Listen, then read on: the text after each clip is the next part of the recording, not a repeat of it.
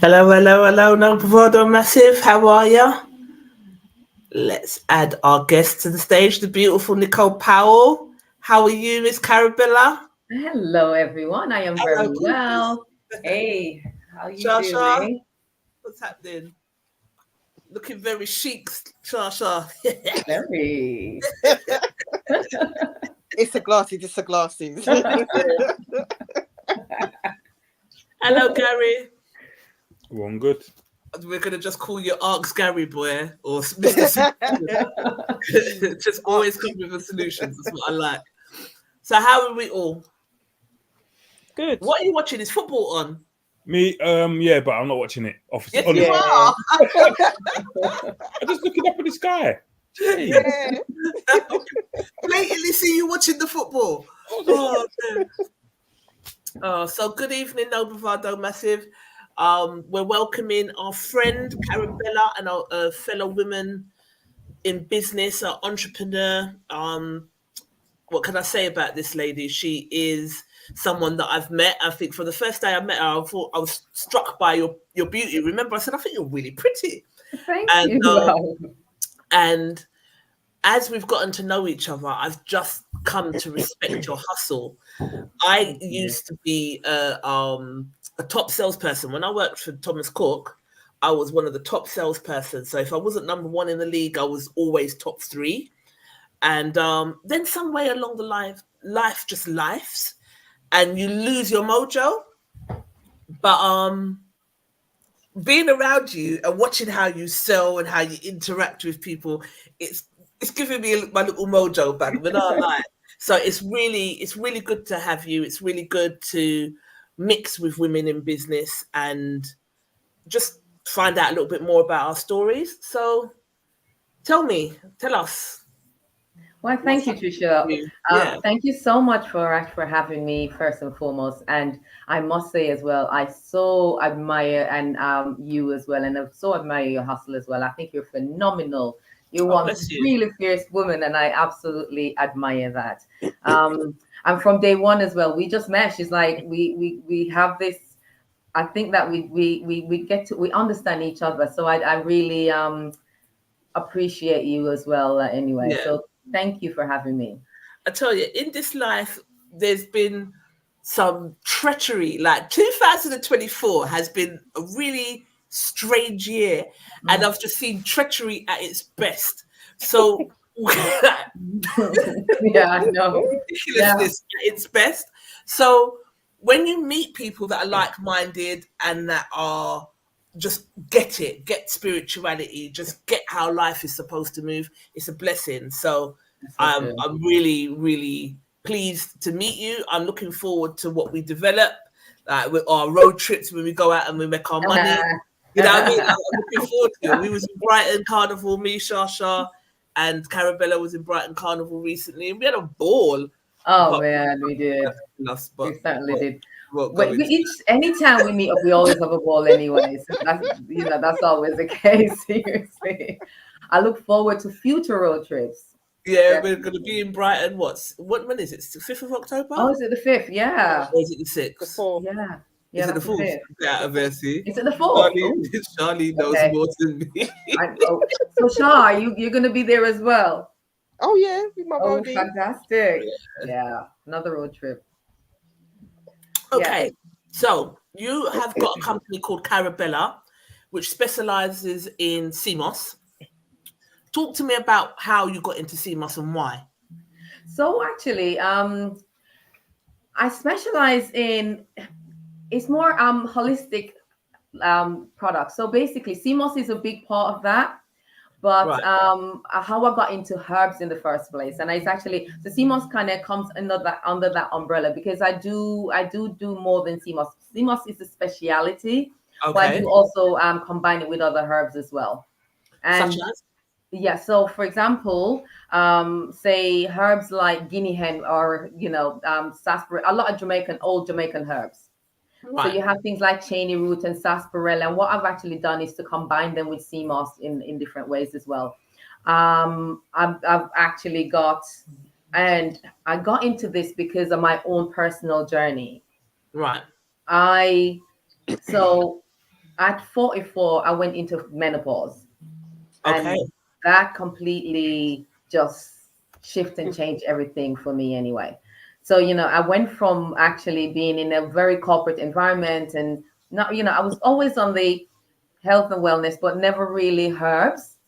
And then I felt, and I think when I got into herbs because I thought that pharmaceutical failed me, honestly, and I think that's what it was. It's like I was on so many. I spent my life. If I had a headache, you take a tablet. Didn't question. Right.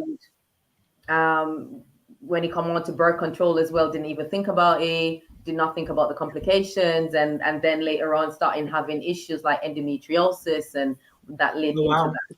Yeah. And you So I think went. that's from birth control? Yes. So Right. I have gone through a lot in to get to where I'm at now, and that's how I got into herbs anyway, because I felt like all the other the conventional methods just did not work for me, Mm-hmm. and I wanted to try something else. Right. Yeah. So my story is I was actually in Jamaica for an extended period of time. Actually, COVID caught me in Jamaica. Oh, yeah. And yeah. So while I was in Jamaica, I went to the doctors because I felt really lethargic. Went to the doctors and had my blood test done. And when the results came back, I was low on iron, I was low on calcium, magnesium, potassium. And I remember just saying to the doctor, what can I take? Because I've spent most of my life taking multivitamin. I was always on the supplements and all that. And all it did was just yo-yoing. It was never balanced. So Right. I guess 2020 as well, I started just getting on that spiritual journey as well. And it's like, I felt like my whole life was changing, and I just wanted to do something, just do things differently. So I was just having a conversation with the doctor, and I said, is there anything you can suggest? Because I really don't like taking the supplements. And he actually said, why don't you have you tried sea moss?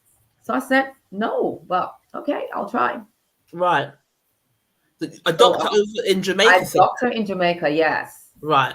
So this was actually a private doctor, and he was a really cool doctor. You could actually sit and talk with him on a different level. So yeah, he suggested sea moss. So I thought, okay, I'll try it. I started taking sea moss, and I'd say between the time I started taking sea moss in Jamaica and I returned to the UK and did my blood test here, went to the doctors. I'd say it's about 8-9 months. Right. And when I went for my blood test here, everything was balanced. For the first time in my life, everything was balanced. Okay. I was so shocked because I spent my whole life being anemic, and if my iron goes up, the calcium goes back down. It was never balanced. Right. And ever since that, and that was like 4 years ago, ever since that, everything is balanced. In terms of menopause, I have no symptoms. I feel like I tell people I feel like I'm 12 years old. Period. That's literally how I feel, because I have so much energy. I don't get the symptoms. I feel wonderful. Wow. Yes. So Okay. that's kind of my story. So this means the benefits that it has. So it balances your hormones, basically, is what we're saying. Definitely. Sea moss, what else does it do? So sea moss, so just to start, sea moss has 92 of the 102 essential nutrients the body needs. Right. So there's hardly anything that it doesn't do. And that's actually a fact. So for example, it's really great for gut health. So if you suffer from bloat, whether you have problems, constipation, bloating, people with Crohn's disease, all these things, you start taking sea moss on a regular basis, and you will definitely notice the difference. This is really fantastic for gut health. Sea moss Right. has some of the oldest good bacteria on the planet. So it's absolutely fantastic for the gut. Okay. So how do we get around? Because I remember speaking to someone about it, and it was like, so you want me to believe that we just pick weeds from the sea and that's meant to be good for us? It's the trash of the sea. Why on earth would I want to take it? So remember when I sent you that meme when it said eat arse. Yes. We've been drinking people's cum, but we've been talking about sea moss. No, it's true. They want to research it. You know what I mean? Everyone Yeah, gets. I Oh, know. yeah. I know. It's funny, but it's so true. You know, it's sad. It's sad, but it's funny. It's true. And I do get that sometimes. And honestly, and when that happens, I'm not trying. I'm not here trying to convert everyone. I'm not here trying. I'm not. You know, it's not my job to convert everyone. I think that if you believe in nature, and if you're actually, because we're human and we do think that we have all the answers, but we really don't. Right. And I think we do need to understand. We need to take a step back and understand that Mother Nature has all the answers anyway. And you know, we're here, and it's like in Mother Nature has all the healing remedies that we actually need if we only humble ourselves and allow her to work. And that's truly what I believe anyway. And I live by that rule. Okay. So what else are your favorite sort of herbs? Okay. And so other than sea moss. Okay, so for example, I've formulated a hormone balancing tea, and with that, it has a whole range of different herbs combined with sea moss as well. Mm-hmm. So what I've actually done is, like, as I said anyway, because this is how I got into it. It's something that really so I've done my research, and I've found herbs that I've actually paired really well with sea moss, Right. and you know, and I get such great reviews as well from about them. So for example, one of the herbs that I absolutely love for its detox quality is guinea hen. Now, guinea hen is a herb. It grows. It's actually from the Caribbean and the Americas, actually, because it's also found in Mexico. Maybe different parts they call it different names. Right. But in Jamaica, it's actually known as guinea hen. Now, this is actually a natural detoxer, and this herb is absolutely amazing to just help to boost the immune system. It helps to just flush the system of any it actually helps to cleanse the blood as well. It helps to just detox the body. If you are pregnant, please stay away from it, because it can also abort the baby. That's how wow. Ooh. Yes, it really is powerful. So if you need a really good detox, I suggest guinea hen. It is a fantastic herb.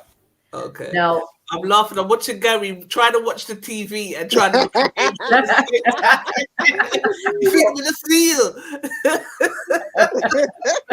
Trying to watch the football. Who's playing Gary? No, I'm not watching the game. Honest officer. Huh? Honest officer, I'm not watching the game. Oh, really? Okay. Sorry, Nikki. Go on, Bella. Yeah. So there's also cheney root. Now, cheney root is a herb where in Jamaica, the men always, it's known as an aphrodisiac for really good reason, but it's not just that. It's very rich in iron. So cheney root really helps with blood circulation. It also helps it's like a tonic. When you boil that, it goes blood red. It's a fantastic herb so if you're anemic, if you have issues in the bedroom as well, and if you're really just feeling tired, lethargic, and just need some energy, cheney root, sarsaparilla, they are fantastic herbs. Okay. So those are some of the herbs that I actually use and sell as well, and you can find it on my website as well. You can find these on my website. So cheney root, sarsaparilla. I have a capsule that I call stamina capsule, and that's actually a combination of cheney root, sarsaparilla, ginseng, and maca root as well. No, maca root is another. That gives the guy. You know what? It's great for, the truth is it's good for men and women. So maca root is an amazing herb for both, both the sexes. It's great. For women as well, if you actually, again, it's really great for energy as well.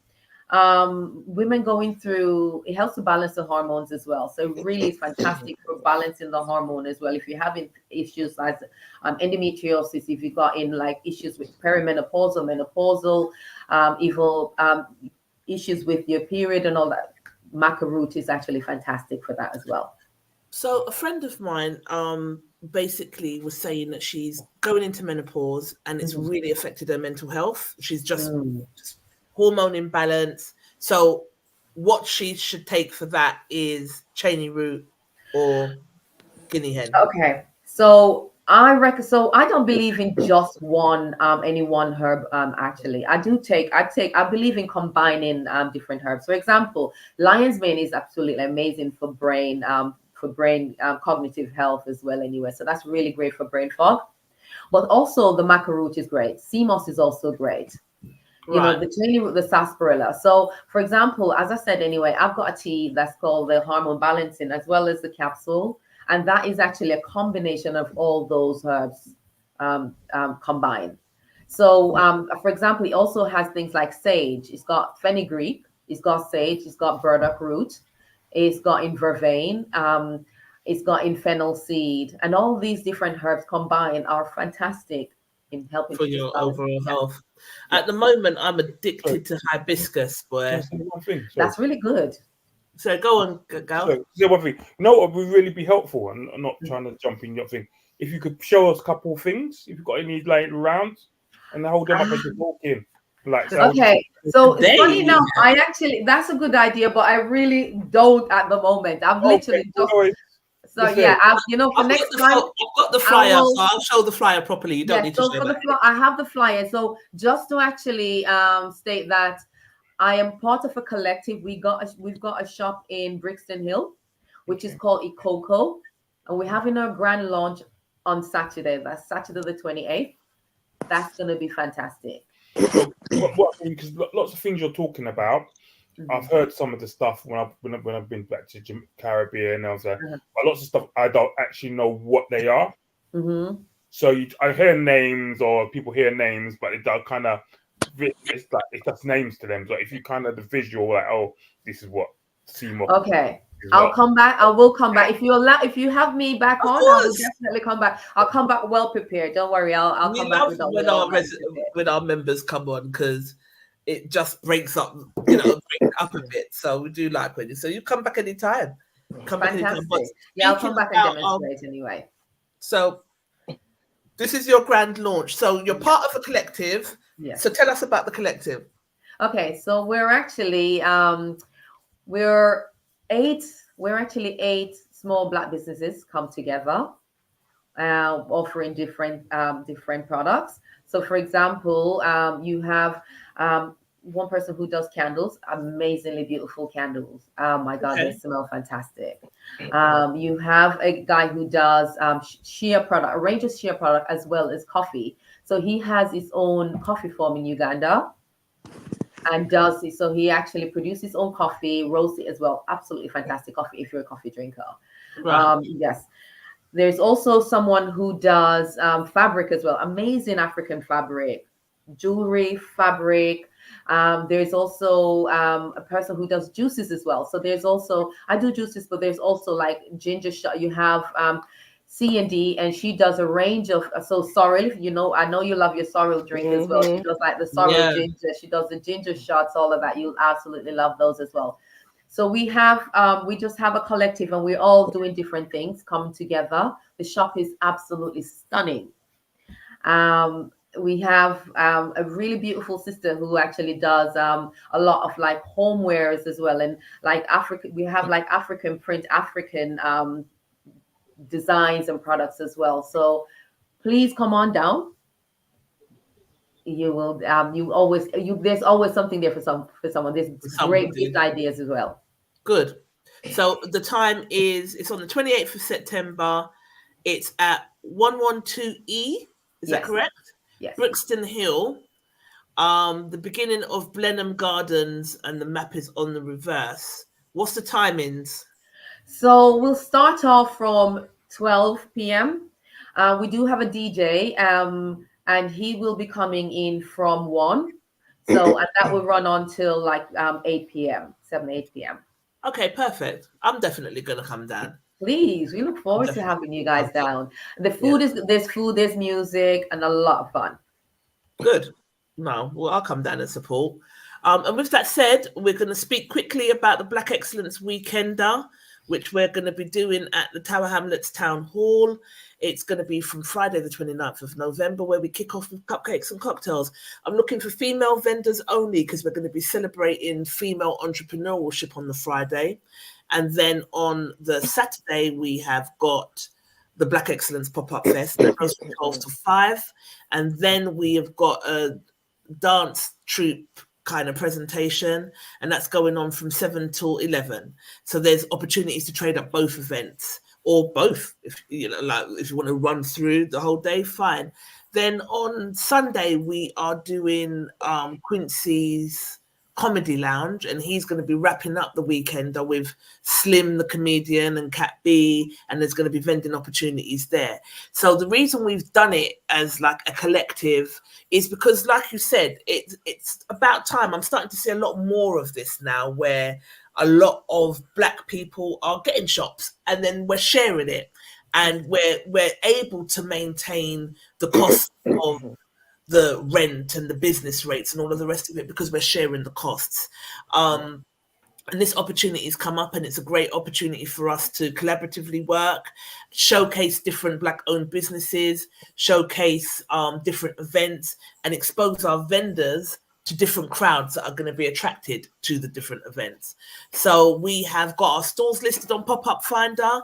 Head over to there, just look for Black Excellence. Follow us on Instagram, and yeah, we'll be pumping out more information about the Weekender, but we're nervous but excited. It's going to be great. So yeah, I so look forward to. I'll be there every day. I'm you're going to do every day, yeah? Of course.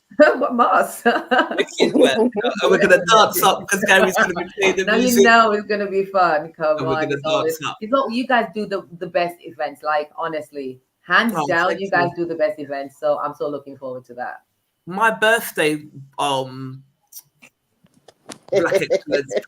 No, seriously, it's always a party. Harry and his friend Noah, they met all the women in a wheelchair, and in the wheelchair. No, that was a party. So that was really a party. No, it was so good. So I'm looking forward to it, and Gary's going to be our resident DJ because we can't think of anything else now. Rayon Sinclair said, "Hey guys, just watching. Hey guy, hi my love, you all right?"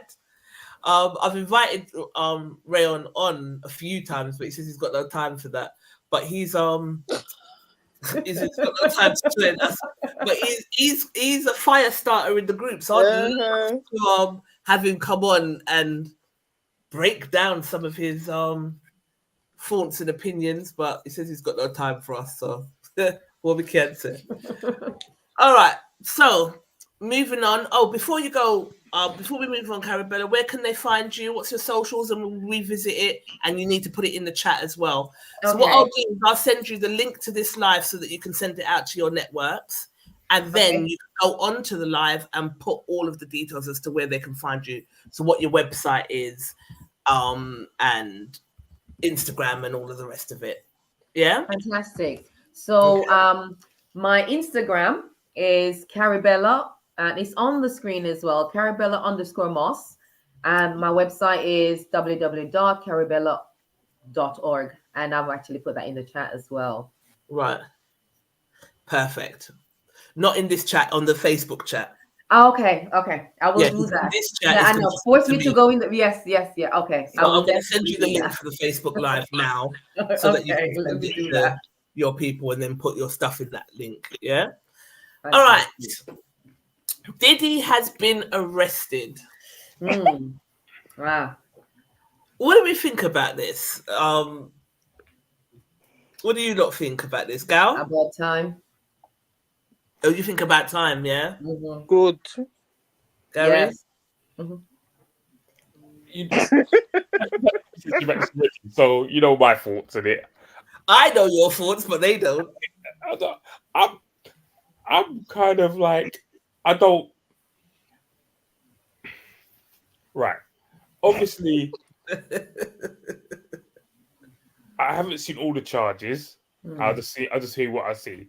But for me, it seemed like 95% of the people cussing Diddy are people that wanted to be involved in these parties and go to his parties, and they are suddenly of vexed and think they can make a little £10.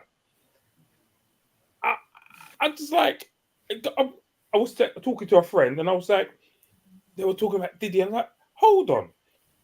If 5 years ago Diddy invited you lot to a party, every single one of you would go. I would go. I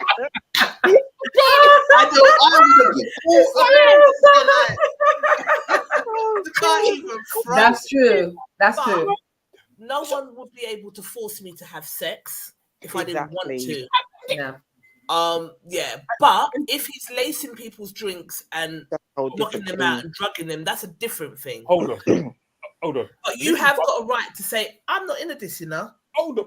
Out of here. You don't have to have sex if you don't. There's two parties in it.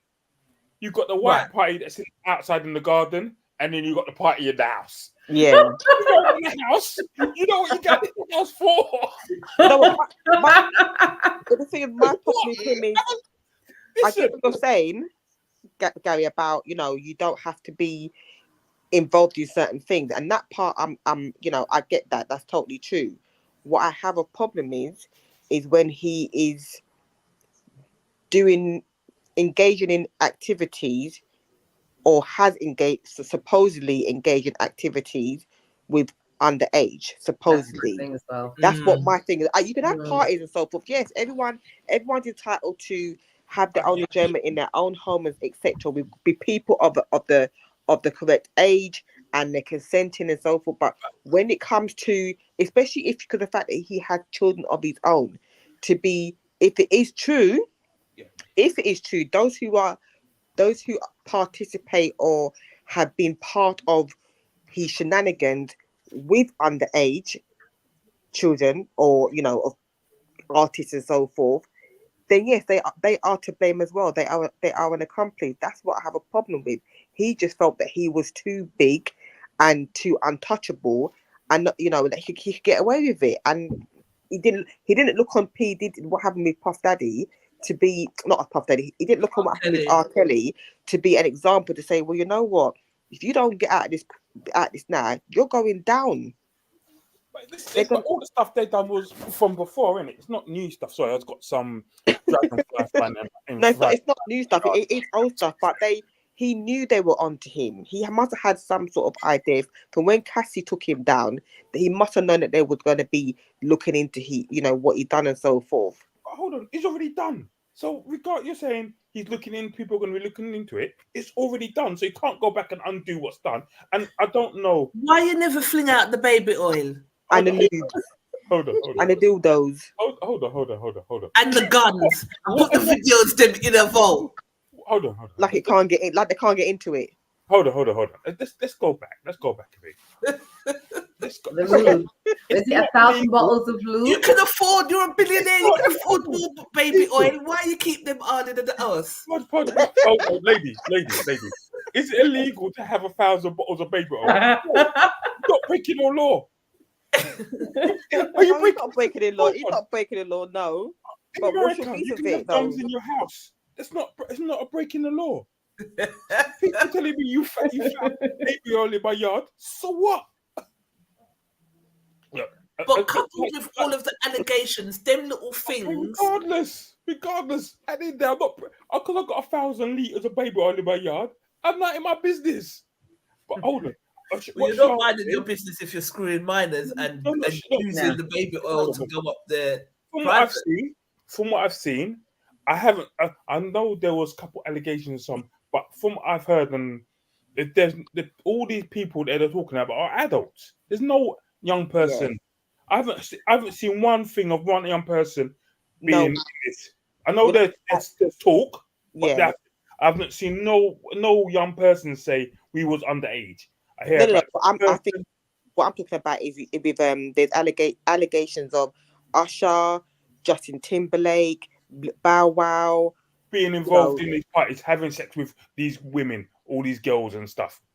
Yes, I heard about that. And like I said before, really, and I've said this to people before, if you're at a Diddy party, I've seen people at the parties, I know people have been to certain Diddy parties or parties that they've been involved in and stuff. If I'm getting invited, I'm going. Yeah, because I would have gone, not now, but listen, even now. What? I'd have been there.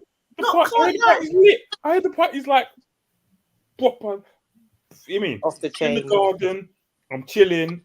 I'm seeing couple celebs. I'm there raving up and down. I mean, doing my thing. Take 2 pictures of it. I'm not saying I wouldn't do it. My issue is when I there was a Sean John model who was saying that he went to a party and must have done the thing with Cassie, and Puffy was there filming it while he was doing the thing with Cassie and this, that, and the other.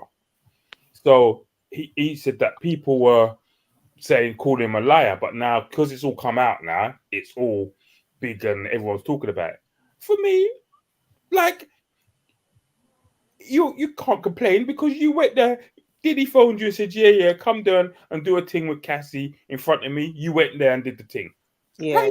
How you going? What you going caught for? I don't get it. I literally don't get it. But I'm not saying the stuff isn't all the freak off parties and all stuff like that. But if you're at adult and you're going to a Diddy freak off party, you know where I go on. What's there to argue about now?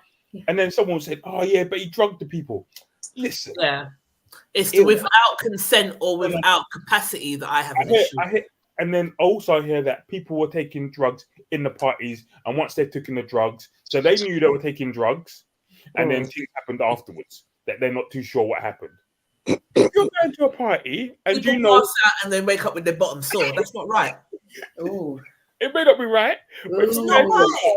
Because they couldn't have consented to it if they were drugged and knockout, and then the next thing you know, you wake up and your bum's sore. Like, get out of it. That's what all of the baby oil and the lube is for. That could be for any, but no, you won't use baby oil for that. You use KY jelly or something like that. Well, he's got 1,000 bottles of lube. 1,000 bottles of baby oil and lube, you know. Sorry. Like I said. But it's not even bottles, they come in satchels. They come in they come in satchels like that. And they little small satchels like that. And you, in a box, you probably get about 200 in a box. Okay. So it only be like maybe 6 boxes would be thing. So the boxes will be about this big, and they would have like 200 in it. Right. Well, my friend has gone viral with this. Yeah.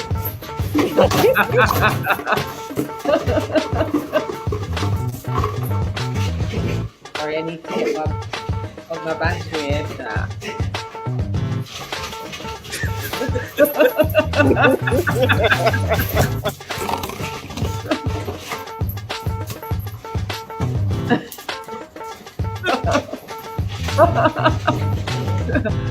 I've got to plug this in. Actually, one of my favorite.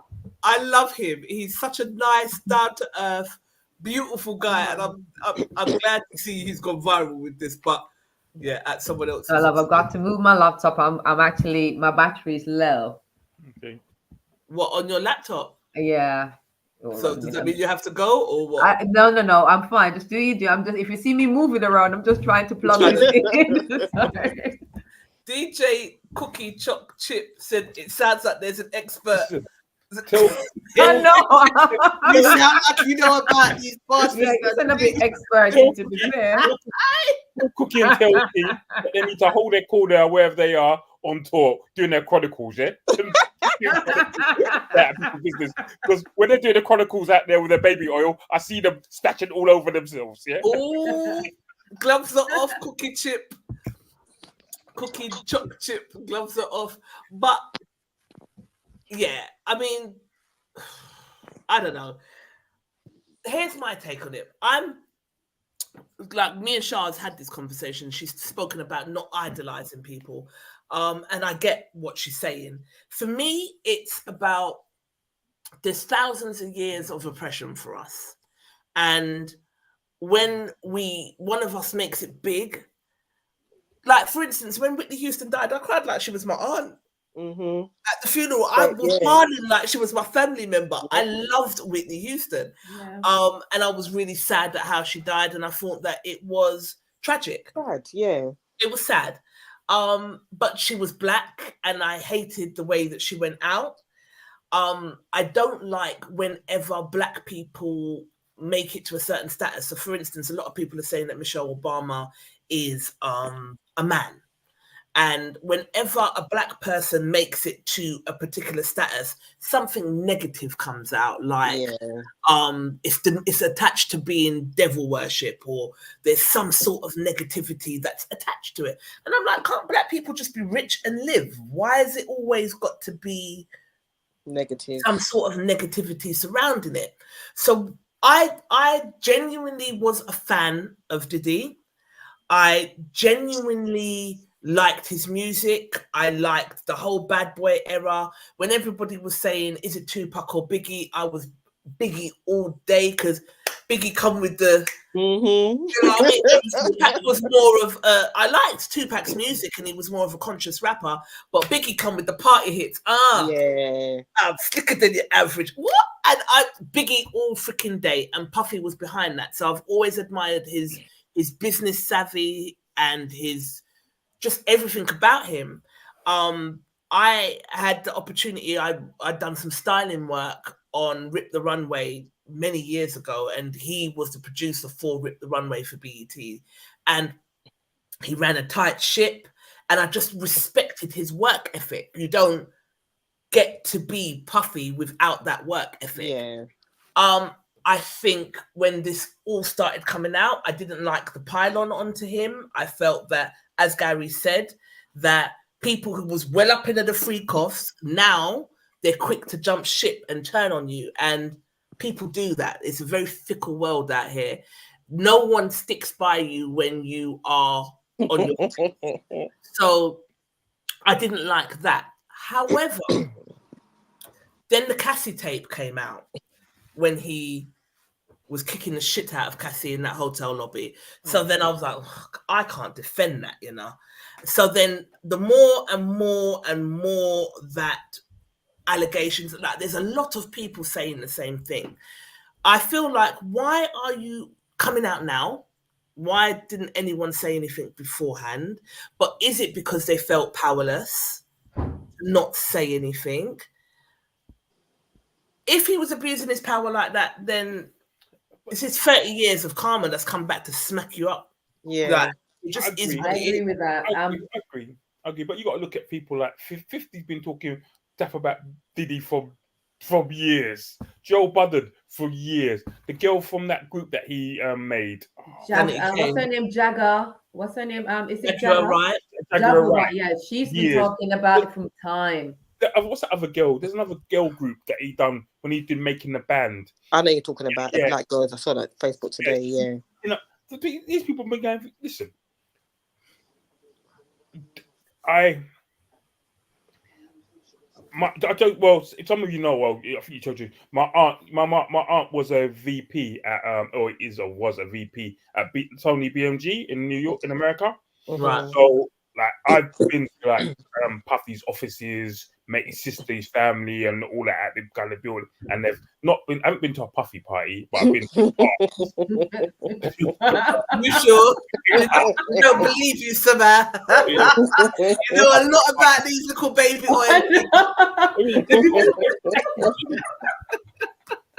But as you know, I work in sexual health. We've got tons of them boxes in the office of lube. It says it doesn't say 100 sachets or 1,000 sachets rather. Or maybe it says 1,000 bottles. It doesn't say 1,000 sachets. You know how much 1,000 bottles is, Trisha? Do you know how much 1,000 bottles is? I mean, when people say 1,000 bottles of this or whatever, it's not true. I don't believe it's true because if 1,000 bottles ain't like I've seen. I get lube. You got a troll. No. I've seen 1,000 bottles ain't no. Yeah, you don't. Put it this way, Trisha. When you go to Boots and you see baby oil and it's got 30 in the thing, you see how much space it takes up. Yeah, he's got a mansion. He's got a whole mansion. He's got a room dedicated to that. And he's just gonna have one room full of baby oil, nothing else. Yeah, he's got come on. And when you've got a mansion, come on, you've got a wine cellar. I guess he's got a lube cellar. Lube cellar, yeah, okay. What's the thing? Got a lube cellar. Like I said, I'm not jumping on it like a thing. Admittedly, I said before, when I saw the Cassie thing, I was like, brother, you've gone. Can't defend that. Yeah, I can't defend that. I'm not defending that. I'm just saying, really, truly, even with Cassie. Keep talking. I'm just going to get something. There was part of it where she was involved. I'm sorry, she was involved in it. Of course she was.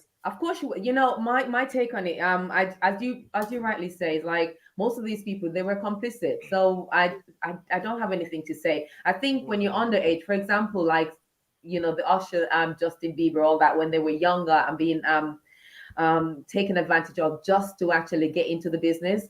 Like, I'm sorry, but that is just completely wrong. And I can't uphold that. And I don't care what color you are. And this is the issue, because I think a lot of time, as well as Black people, we will defend just because of color, because someone's Black as well. A lot of time we will defend. I'm not even on that. I think that if you're wrong, you're wrong. And for it to get to a certain stage as well, there has to be something behind it.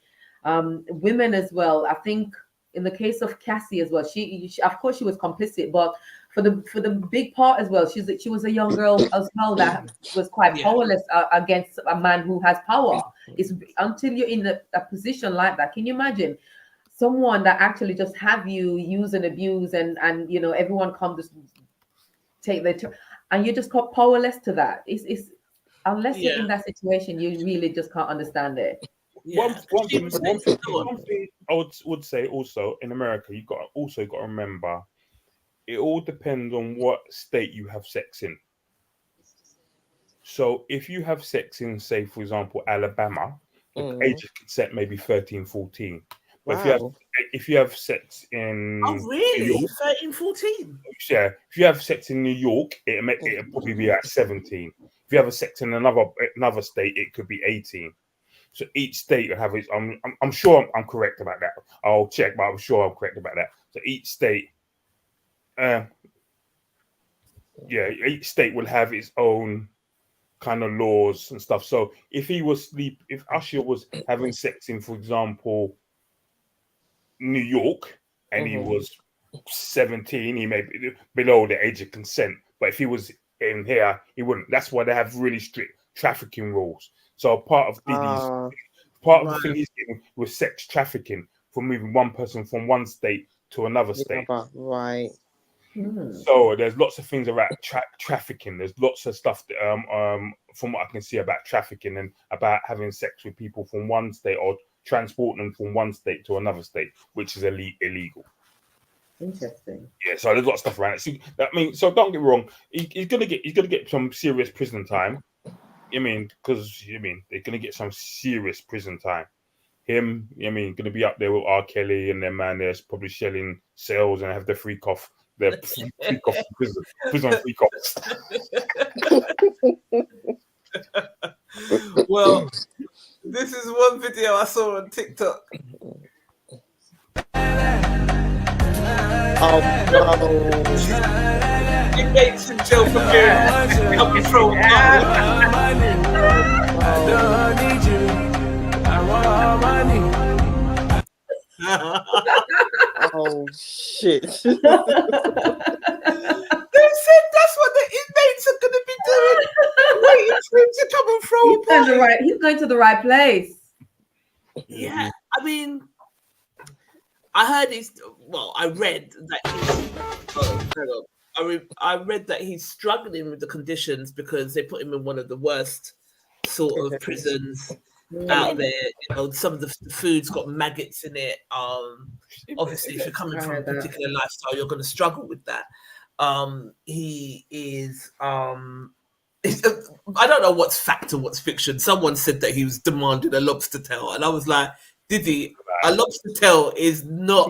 It's not going to happen, and it's the least of your problems right now. So, like I said before, if you go into, depending on what prison you've been going, if you go federal or local prisons in America, it's different standards and stuff.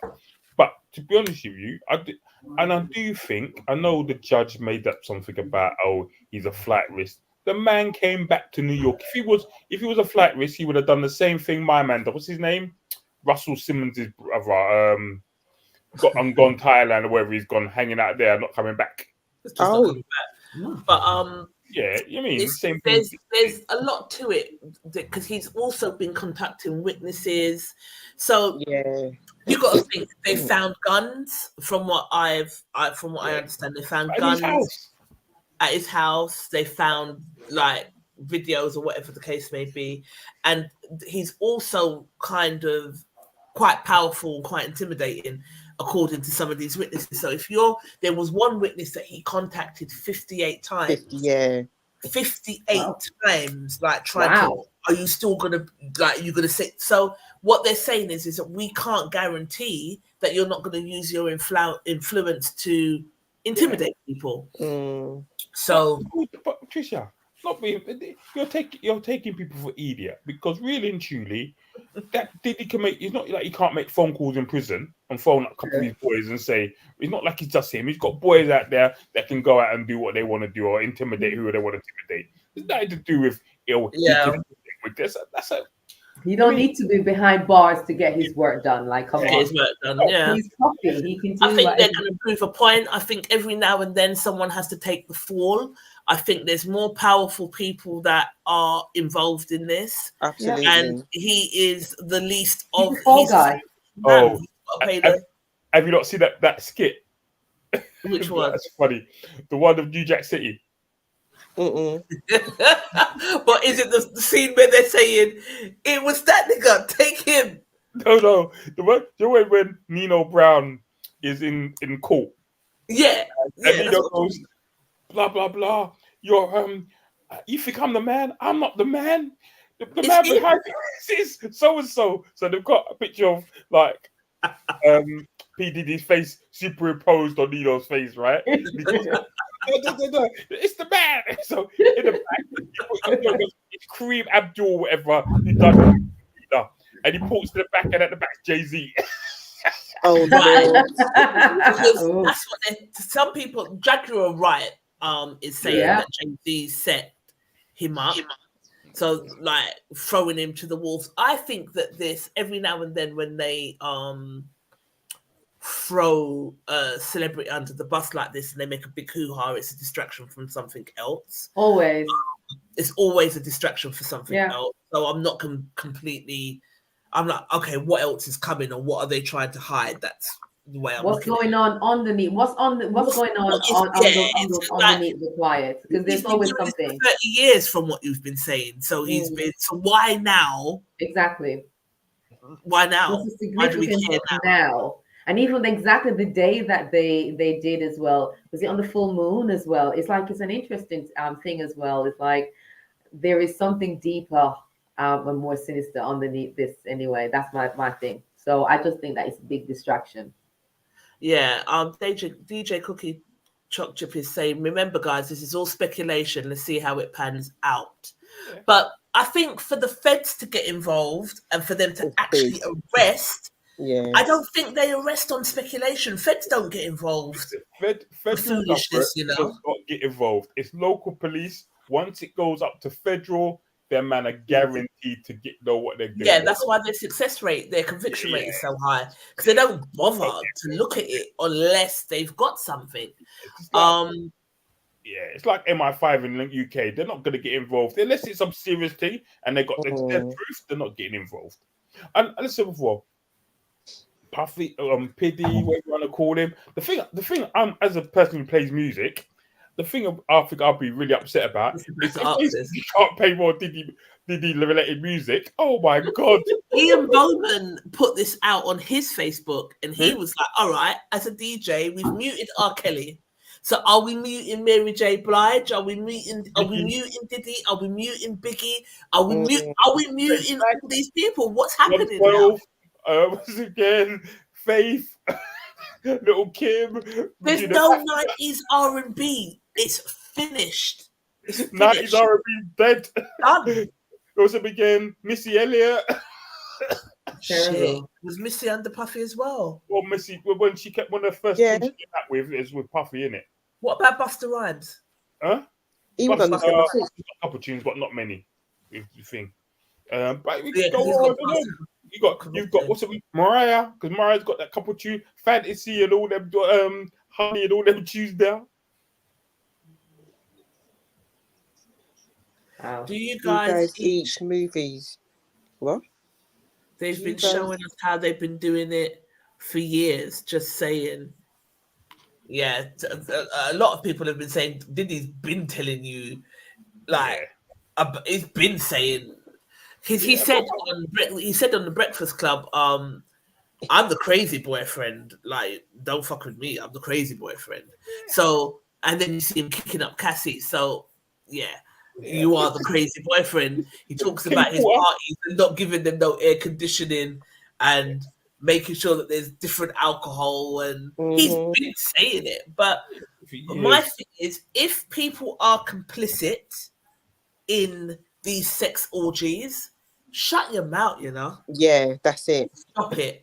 Just stop it. But if he has been drugging people and then they've been waking up with their parts sore, or if they've been under age and all the rest of it, I don't agree with that. It's ridiculous. Nobody's getting drugged, yeah? These people are going parties and taking the drugs themselves. Nobody's walking into the party going, oh. How do you know this? Why are you so convinced? Like, a lot of people are saying the same thing, Gal. Chicha, I'm telling you, people are. Listen, when you go to parties and go to a club and thing, right? Or a bar and stuff like that. And you go in the back. So you, as I said, you've got I understand, you've got the puffy parties are in the garden that everyone's in there, and then you've got stuff in the house. Once you go in the house and there's activities going on, if you get invited into the house, it's a different party. Yeah? You know what goes on in the house. It's not like you're going there for the first time. Don't forget, these are sex workers that he's brought in especially for these events. Yeah. He's flown them all across from Miami, from Atlanta into these events. How can it be done for trafficking if they're sex workers and he's paying them for a service? That's what I would think. Because you're from state to state, you've gone from one state to another state. Yeah, it's trafficking. That's what they got in America. This is what I said. It's deep. So you can traffic these women from one state to another for sex. You've gone across state lines. You're having sex. It's illegal. That's what they do. And you think to yourself, there must be enough girls that you could have had sex with. Yeah. No, but if you've got a Melissa Ford in, say, Atlanta, and you want her to come to your party because everyone wants her, and they fly across to the party, and that's what happens, isn't it? All these video vixens back in the day, you think they're all, oh yeah, this is what they were doing. Yeah. And that's why I'm not overly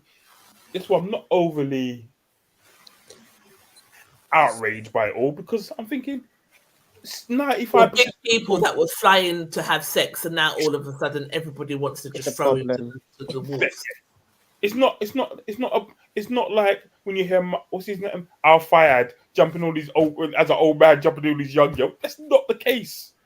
It doesn't seem to be the case for where they're talking about good Puffy's freak off parties like everyone knew about it. It's not like it's a new thing. Everyone knew about it from day. You mean from dot people knew about it. So you go in the house or you stay at the house. The people that partied in the garden were happy. The people who went in the house knew what they're going in the house for. It's freak off time.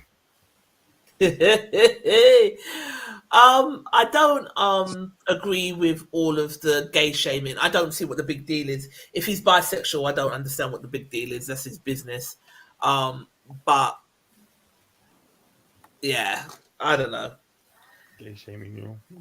Yeah, there is a lot of homosexual shaming because it's like, oh, he goes with guys. So what? So a lot of people do. I don't get what the problem is with that. My problem is, as Charlene said, if it's the abuse and it's the control and it's the beating up women and just throwing your weight around, that kind of stuff I don't like. But if you were a willing participant in an orgy, shut your mouth. That's what I think. All right, can I ask you this? Can I ask you a question? As women, yeah. Mm-hmm. Now, there's certain things that you may do sexually in the bedroom that are things that you like, right? And there's other people look at it and be like, nah, bro, I would never do that. Yeah. So if my preference is to, I don't know, strangle people, right? Strangle or whatever, do that kind of stuff, and you're not into that, and you say no, but then another person is in it and I'm strangling away, why are you judging me? That's my preference. What I want to do preference. Yeah, this is what you want to do. Yeah, that's what I want to do. I can't. This whole thing with people like shaming people or trying to be free because people do different things. Not everybody's the same. So sexually, when people there's things that you would think about doing that maybe 40 years ago, 35 years ago, you were like, no, I would never do that. But as you get older, your sexual preferences change. Yeah. So the more you can get away with, or the more you can do, or the more you can experience, then people will do it. That's why when people are shaming people about, and I suppose it's different for me because I come from an industry where sex, and we talk about sex every day. Like I said to people, there's not one thing that I've people could tell me now that I'm surprised about, because I just think people do all types of madness. I remember when I told you about rainbow kissing, you lot were like, I threw up in my mouth. Nikki, Caribella, do you know what rainbow kissing is? No, what the hell is that? Hang on. What? Gary, explain it. Please go on. So do you know what it is, Shah? I think I can remember. Go, Gary.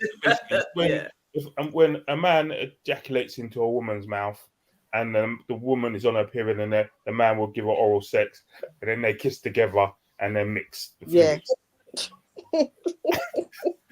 So you need a whole plug of your Caribella sea moss after that. Boost up your immune system. Like I said, we need some sea moss to boost up the immune after all of that. Oh my God. But that's people, just disgusting. But people do. So you think about, but people do it. So like you said, each of their own. Like if some people urinate. Oh my God! I feel like I literally want to throw up in my mouth. Throw up in your mouth. Oh Natalie, my God. God bless her. Let's say hello to Natalie in case she's watching, but I doubt it. She's in Dominican Republic, sunning herself and having a ball. But Natalie was like, "What? Oh my God!" But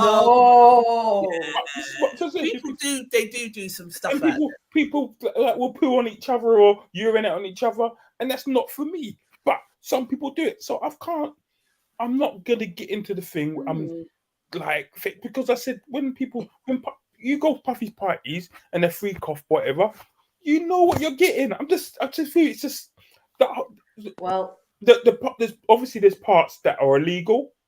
But for the things that are not, I just can't. Oh, you got 1,000 bottles of baby oil. And what? But I'm like, how many bottles do you root in to have 1,000 bottles? This like, is what I'm saying. It's not true. Sex for 3 days straight, and to the point where you need IV drips. Yeah.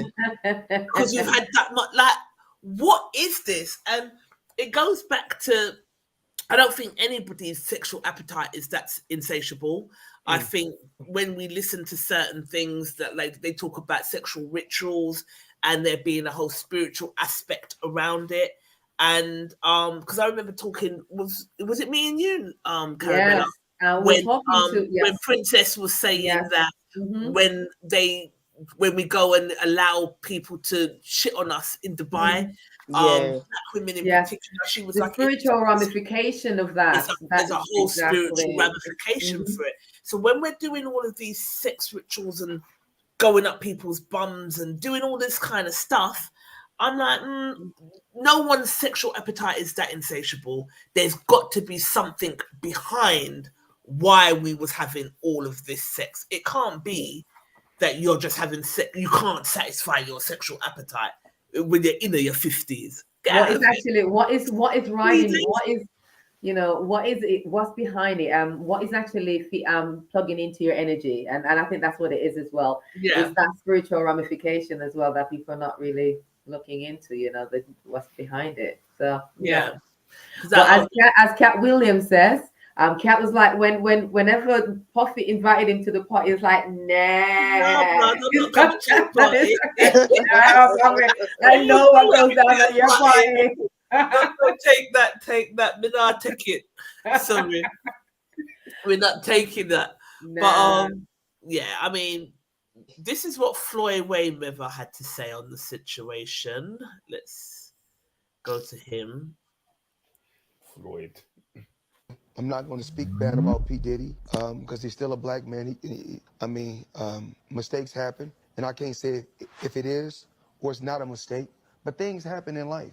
And P. Diddy business is P. Diddy business. It's not my job or anyone else's job to go on the internet and stump him and kick a man while he's down. My take on it is it's not my business. I don't think it's right at all, and I don't condone it. Even if that happened to my daughter, I would be hurt, but that's the choice that my daughter made. That's the choice that my daughter made. And this is where we're trying to be balanced and true on this channel. If you are going there because this is a powerful man, because I'll be honest with you, I couldn't condone what he did to Cassie when we saw that videotape of him kicking her. Oh, come on. But then when I read her court case, a lot of the times I was trying to balance it. And this is an unpopular opinion, but a lot of the times she was like, I went along with it because he threatened my career. Right. So it was like, career. Yeah. Her career. Like, I know, career. He had the power to just blackball her and she can't move forward. And then she became dependent on him financially. So there was a whole power structure there that she became dependent on. But I think for me personally, like I said earlier, if it's a case of I'm in this relationship and this man is hideous, but I want to stay with him, is it for my career? Am I going to bounce or am I staying for my career? So there's some parts where I do think he was 100% wrong and I'm not backing him, but I do think sometimes we do need to take accountability, and people only have power over you if you allow them to power you. So if I was in the garden party bubbling up at the white party and then I needed to go toilet inside, no one can't make me stay if I don't want to stay. Me. I'm not staying. You can't make me stay if I don't want to stay. So I think there is. How long was Cassie with him? 10 years. How many years? Come on. How many years? Like, come on. But then, to be honest with you, I'm not even taking that for Cassie because as working in my field, there's lots of women who are stuck in DV relationships, can't get out, and are struggling and financially dependent on this guy. Yeah. Right. But as I said before, Cassie got, he must have, well, from what I've heard, there's a number of people that kind of like Cassie, tried to talk to her. He got vexed, tapped her up, and all those types of things. So she was stuck in a rut or in a position. So I don't know if she agreed with all the stuff that happened or started to agree or disagree. I think there was an imbalance of power with Cassie. But what I'm talking about is in the early days, I think I'm not victim blaming. I don't agree with that. This is not what I'm doing. So I need to be very clear about that.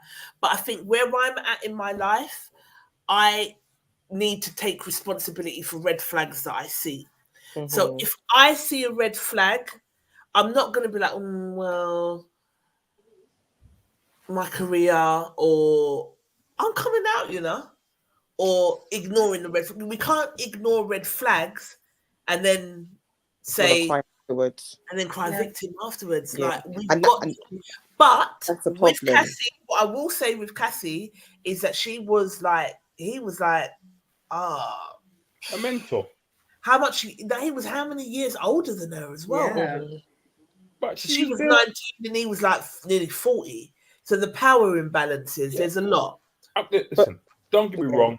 Like I said, she talks about her career as a DJ. I think I can name 5 Cassie records. Yeah, like, just put that more. Name 5. Hear me? You lot probably can only name 1 or 2. I can name 5. Yeah. Roy, good evening, Roy. He says, evening. Cassie stayed for the money and the lifestyle.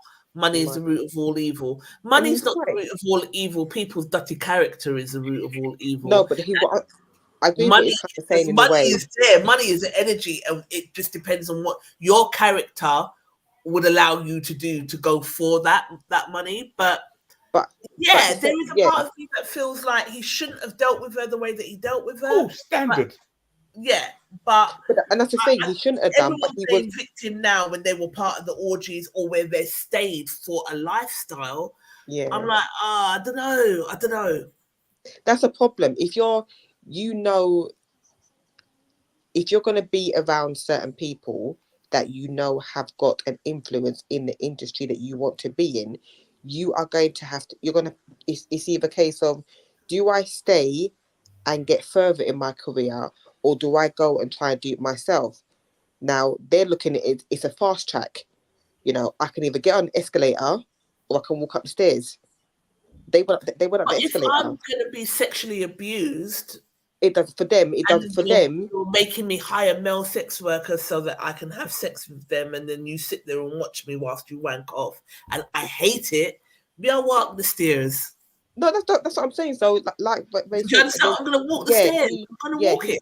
Yeah, she doesn't. She didn't want to that. So, in looking at things like that, I don't, and it's might get shut down for it. I don't feel sorry for them when they do that, because, like I said, you have made a conscious decision as an adult. But your problem is underage. Yeah, my problem is underage. But if you're dealing with somebody who consciously makes a decision to say, right, okay, this is what I'm going to have to put up with.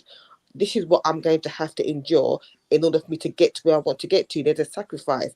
And you either sacrifice your integrity and who you are as a person, or you're like, you know what, I can't do this, I'm out. So, yeah, but we can't blame, in that respect, can't blame Diddy for that, because he's got the money. He knows what he's got. He knows what he's capable of doing. He knows how hungry some people are out there to get on to have that lifestyle, to want the money, to want the cars, to want the fame, but at what cost? That's why I said to Tisha the other day, I don't look on famous people and think, oh my God, I idolize them. No, if you do good music, if you're a good designer, if you're good at what you do, I appreciate what you do. But I'm not going to be like, oh my God, I idolize them. No, because you just don't know what goes on behind closed doors. You don't know what their lifestyle is and what they do. I could never. Diddy's done what he's done. He knows what he's done. He's consciously got to live with that. The fact that he maybe is fully aware of what he's doing with regards to trafficking and so forth, and then some were saying to me the other day, oh, but you have to get away with it. When we get to understand, we do not have the same privileges and the same rights as white people. We don't. We never have done. We never will do. We never will do. You have to get away with it all day. Clive, you get away with it all day, allegedly. They will get away with it all freaking day. You're not right. He had how much girl up in his house that were underage, and he done what he did. He was known as a G. He was a Don. He died peacefully. You understand? When you died. Yeah. Oh wow! When did that happen? It died years ago. He had years ago. Wow! I didn't know it was old. was a very old man anyway. He was a good 80-year-old or whatever, but he was doing these things for time. But I'm like, we always do it to ourselves. I come up with the same quick answer or question. Oh, but if so and so does it, they can, because we are not them. And even Epstein and them because I don't believe Epstein committed suicide. Well, Epstein, not Epstein. What's the other one? There's another guy. There's another guy who got put to prison. He ended up coming to court in a with one of them assisted, one of those sticks kind of thing that you can wheel. That's Epstein in here. The other one, he said the other one died. He got put in prison. One day after this guy got put in prison. Same thing with ISD. Got put in prison, and all of a sudden now the charges have been dropped. So he's been let free. You was fine before, but now all of a sudden you find a stick to come to court in. His charges have been dropped. In this world, when they get a chance to tear down a black person, anyone of color, they're going for you, because they're waiting for you. And as soon as we wake up to that, they're better. Yeah, no, it's a reminder. And people are saying Jay-Z and all of that, you better mind, because you think they're coming for you next. Anyway, the thing, you know what? I do believe that karma is a thing, and it depends on be careful how you live. So basically, when you're going up, be very careful at what you're doing going up, and that's what it is, because it will take you back down as well. So I think a lot of the problem is that it's actually that people as well. Sometimes they forget themselves going up as well. They forget who they are, and they think that they can become untouchable. They get a bit of money and think that you're untouchable. No, you're not untouchable. They will tear you. They have all this, and they will tear you down. It's one of those lessons that we actually have to learn. We need to understand, because we're very we get brand new very quickly. You know, we actually forget the struggle, and quickly we're no longer black. We're individuals, and we're rich, and we like listen. And then as soon as something happens, then that's when you realize that you're black. Okay, but just know that it doesn't matter how much you have. You can get taken down really quickly. I mean, 50 million. More so if you're black. Exactly. I think there's some truth to the way that Diddy treats people, because I think there's a lot of talk about the way that he treats people. So I think there's some truth to that. Where I always try to be fair and balanced, and not just jump on the bandwagon of popularity, on the opinion of popularity, is, like I said, if he is drugging people and it's without their consent, I don't condone that. If you're abusing people and beating them up, like we saw on that video tape with Cassie, I don't condone that. However, if grown women were hopping on a plane, because bearing in mind, he sent the plane for them, you don't have to get on. Exactly. So get on the plane. Listen, some people are just too greedy, honestly. Orgy, and now all of a sudden, he's this sex trafficker and he's this and he's that. Get out of here. It's ridiculous. So we just need to be mindful. I think mindful. Know about yourself. what it is mindful. You're out here judging, because it is literally Diddy's business. But we've been on him for an hour, so I want to move on to the next. Just to say, I am gonna have to go as well, because I've got a pop up tomorrow. Okay. I do have a pop up tomorrow, and things to go prepare as well. Anyway, but it's been a pleasure. Always. Thanks for having me. You're welcome, and hopefully you'll come back, and I'll see you Saturday. See you guys Saturday. So before you run off, just reiterate your name, company name, and all of the rest of it. Okay.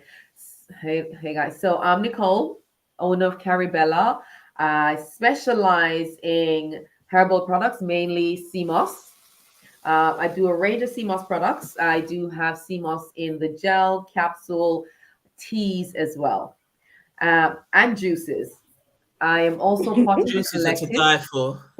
Oh yes, my juices are amazing, and you can come down on Saturday and sample some as well.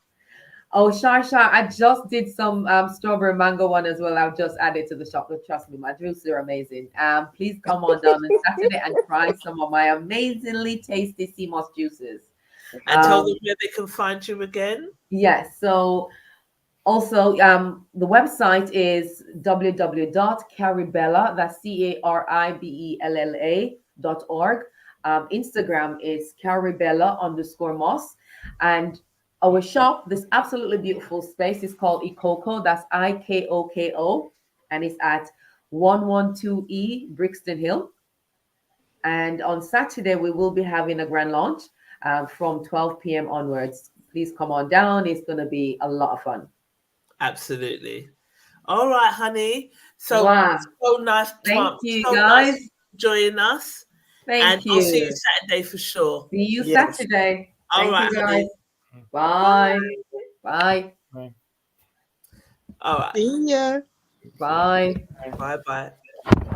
I was just saying that, we were talking about not idolizing people. I remember, if you know me, there's two actresses that I think are absolutely amazing. I love all day.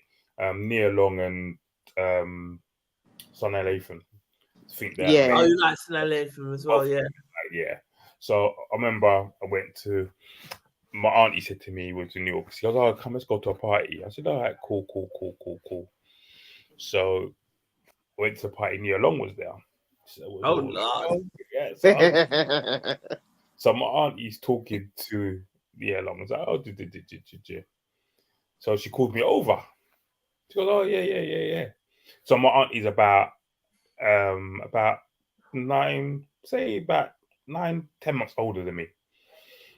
So she goes, "Oh, and I call her auntie, even though she's only like a little bit older, auntie." So she goes, "Oh, my nephew,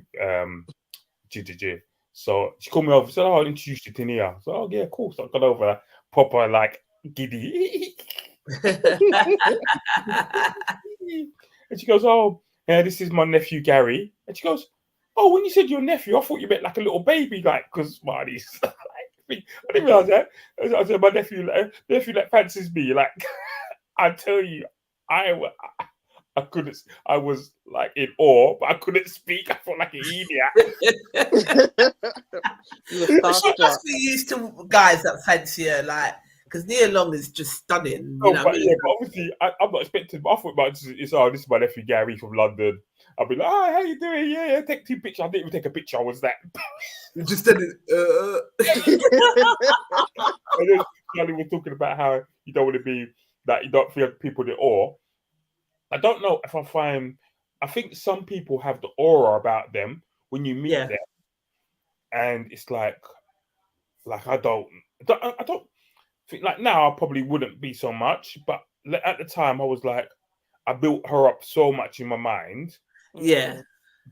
And I suppose it's about how you get introduced to someone. I said I was embarrassed because I was introduced in a way that was like, if you just said, "Oh, this is my nephew," I would have been like, "Oh, probably, yeah." I would have been, "Hi, yeah. What what's going on?" Like, give it that extra London. Get some extra London at my exit. But I was like, you mean? So, in awe of people. So I suppose if I really liked like someone and she said to me, "I'll come to this party, the freak off, whatever, and we're gonna do a couple things," I may be involved because I'm like, "Oh wow, just let it alone. Like, I'm gonna get time to spend time with her or do things." So people, I'm not saying it's right, but people do get but then over with faith. You do that based on the fact that you've got this idolization going on, and then it might not finish the way that you, because that's what it is. You're going to be a freak off, and then you're going to get dashed to the side. You can't then play victim. That's what I have an issue with. So my thing is, I need to be very clear, because I don't want people out here to feel like I'm out here supporting rape and abuse. And no, it's not that. But my thing is, I can't stand when people do shit and then play victim hard afterwards. It's so annoying, because you're done. Start the trouble, and then do whatever it is that you're doing, and now you're playing victim. It's the most dangerous thing ever. So, and people like if you took part in these freak offs because you were idolizing these people and all of the rest of it, don't come forth and say "me too." Get out of here. You was enjoying yourself. The free drugs, the free drinks, and the sex. You enjoyed it. However, if you've got a legitimate claim, I don't wrong you. Yeah, can't wrong you if you've got a legitimate claim. If you were drugged and abused and you woke up and your bottom was sore and you did not consent to that, I do not back that. People jumping on the bandwagon and saying me too when you was all up in the freak-off parties enjoying yourself, get out of with here. your hands in the air saying, hey. Oh. And take that. Right. You was taking it. Get out of here. Stop it. Behave yourself. But let's just see how it pans out, as DJ Cookie Choc Chip says. He may get off, he may not. Who knows? You don't think he's gonna? I think they're using him for a scapegoat for something. If they're not giving you bail, and the thing, it's a problem. Because anyhow he gets off, he sued them. He sued the whole US government. No one's the country's bankrupt. Yeah. Yeah, like I said, I don't think they would have gone for him if or they would have got more evidence. They would have got piled up. They called him out, because don't forget, it's not a week it's been going on. It's been going on for about a year and a half. So them man have been claiming and getting evidence, getting everything before they arrest you. You know what I mean? Yeah, definitely. All right, one more topic before we run off, because literally the whole show was taken up with Diddy. That's not what I planned, but hey, one more topic that I want to go. What did the people say? Oh, what did the people? You want to go through that? All right. So some of them, some of your people, the group, they must have been cussing. Oh, a lot of people said Bun Goody, not Goody. Why did I say that? Bun Diddy.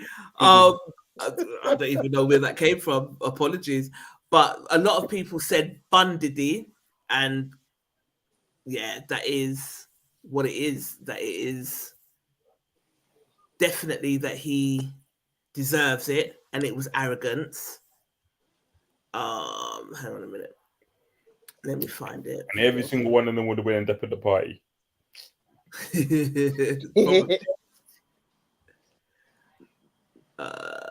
Which tab is it though? Hang on. Not this one. Not this one. Can I say it? Facebook. I think it's this one. No, not this one. This one. Here we go. All right. Can you see my screen? Just about. All right. So my question was, why on earth didn't Diddy get rid of the foolishness from the house?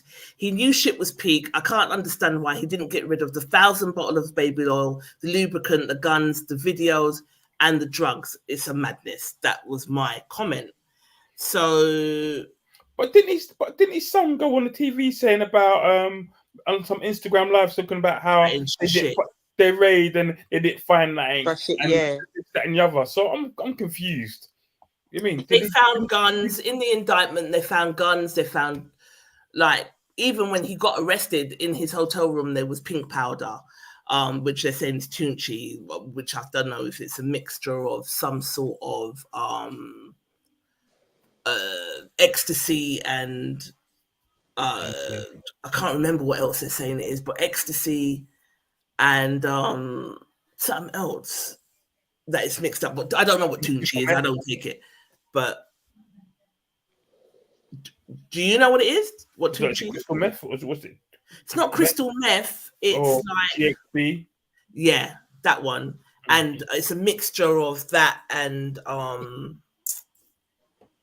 ecstasy. It's pink. Yeah. So they found him with drugs. So that was a part of the reason why they didn't. They found him, or they found it in his hotel room.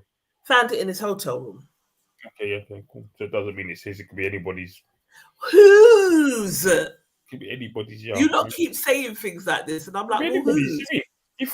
Listen, you can find drugs in someone's car. I don't mean it's my drugs. This is in the car. You mean? Right. I'm in position to. I mean, you can charge me with it, but if I come up with the same boy. Yeah, Puffy. Well, someone must have told him that he was invincible, is what they said. Lisa C said, I met him once. He did a performance party for my ex-football team. There was only about 50 of us there, and he performed like there were thousands. It was quite odd. He lives in a completely different world in his head to reality. It seems so. Must have genuinely believed he was untouchable. It's pure arrogance. Do you know what? I find that comment quite weird. In case that I think they are the best performers. If you think about, take it back to our scene, people like Dodd and things. One person in the dance or 1,000 person in the dance. Dodd's gonna perform all day long. Yeah, all day long, and that's what you want. You don't want about, oh, there's no one here, so I'm not performing. right? I don't care if 50 people paid the money or 1 million people paid the money. Yeah, I want to save energy because I've paid. Yeah. Oh, it's a performance. So I do find that I'm not talking like these as I'm talking. I find that comments quite weird because as a DJ, if there was 10 people in your party, you want me to pay the same way if there was 50 people in your party. Absolutely. Absolutely. To bring the energy and make it hype and make people enjoy themselves.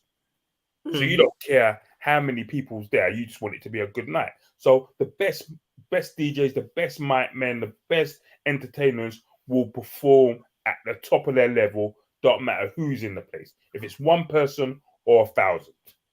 Yeah, definitely. And that's one of the things I love about Dodd, because Dodd's going to bring his energy irregardless of what's going on and who's there. Michelle Nicholson said, well, unfortunately, his sponsorship with Baby Oil would not allow him to get rid of the multitude of evidence, as they say he's done out here. So she thinks he's done.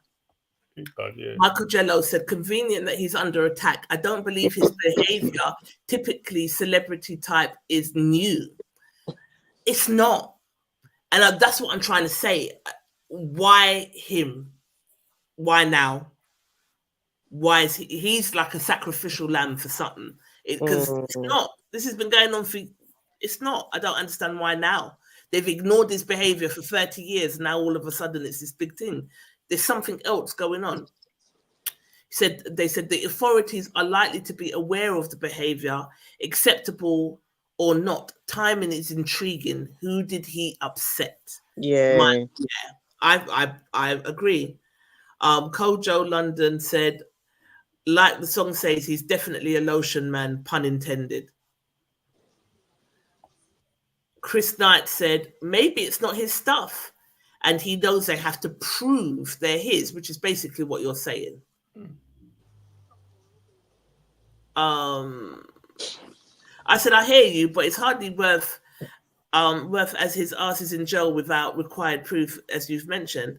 So they have to prove that it's his, but they've got the power to deny his bail. I said, also, don't people go to jail if things are in their house that shouldn't be? They either snitch and say whose it is, or they go to jail, which is what happened in this case. So he come back and he said, not true. When people are arrested on federal crimes, they could be held in jail until trial. It doesn't actually mean they're guilty. They're literally in jail waiting for their court hearing. The feds will still have to prove beyond reasonable doubt that the evidence they recovered from his house actually belonged to him. But what would it be doing in his house, though? But you can have things. I mean, you can have things in, and don't forget, all Diddy's got to say is, "I've got 35 houses. I don't know what goes on all of that. I don't stay there all the time." Right. You know what I mean? It's not one house. I've got bare houses. What? You know what I mean? I staying in that house when he came in there. Was that house I was staying in? Yeah, true.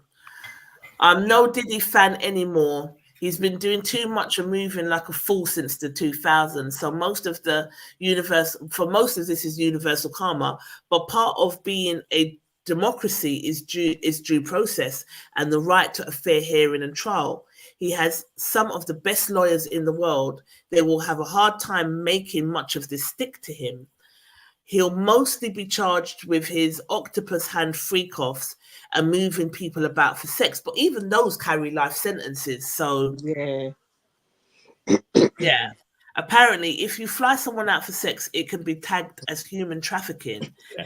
Currently, as you saw with Tate and R. Kelly, the mostly white feds are trying to misconstrue consensual sex between adults as human trafficking, so they can get RICO charges applied to black men and their families and so-called entire organizations. RICO charges are brought in for the mafia and to combat organized crime. Now they're slyly being used to bring down black empires based on statute and limitations, statute barred cases, and somehow bring back to life 30 years after the event occurred by digging up apparent victims or witnesses like they did to Bill Cosby. A lot of people think this is a conspiracy to just destroy black, but I don't think everything is about color. I think sometimes right is right and wrong is wrong. And if you're out drugging people, it's wrong.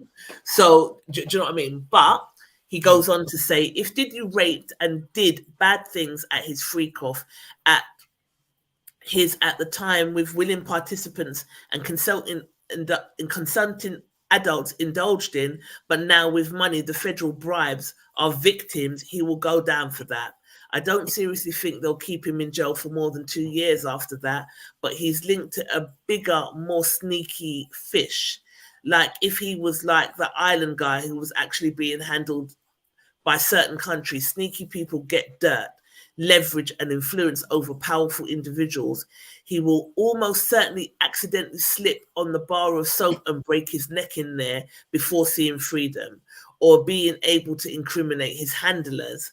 Either way, I give zero fucks about this guy. If you're a couple 100 million, humble yourself, relax, stay from the drugs and bad influences, and don't be out here with your big ego chest doing fucked up things to people just because you can, especially if you're telling people you believe in God. He did this to himself, wanted to be a bad boy, so bad now he's living that criminal life, laughing out loud. Hope it's worth it, Dick. They're talking about all pastors being involved in it, like TD Jakes and all them, man. Jakes, yeah. They're being involved. Go to the parties, them. But a lot of people are saying that he thought that he is arrogant. He thought he was untouchable. Some people, it's something that I've been asking myself a few times. He literally knew the feds were involved. I'm not buying the idea that he felt invincible because he has a lawyer who would have given him full legal advice on what was possible with this case. It doesn't make any sense. People are saying they thought money could save him. He thought he'd be able to buy his way out of this, basically. Nah, no way. Because no disrespect, Bill Cosby's got as much money as him or more money than him. I mean, and wasn't able to get off his charges. I mean, he saw what happened to Bill. He saw what happened to enough of them other people. He saw what happened to Harvey Weinstein, who got way more money than Puffy. You know what I mean? Right. Yeah. So you see what happened to them, man. And know their man are being pulled in and done. So you're not getting off that. Don't matter who you are. I mean, okay. Your life is your life, Puff. You know what I mean? Yeah. All right. I told you what. Yeah. It's not gonna stop. Yeah, gonna stop. Maybe. All right. Let me just show you one more thing before we run off. Hang on. Present. Share screen. Not that. I had another topic, but I'm going to just do one more before we run off. So, listen to this and tell me what you think. Another chatty screenshot question.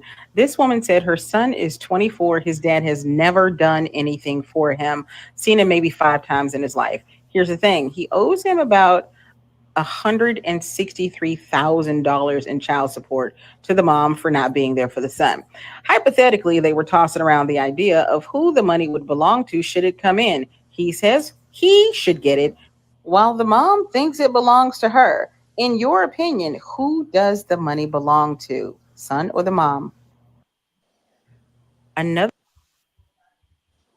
What do you guys think? The dad.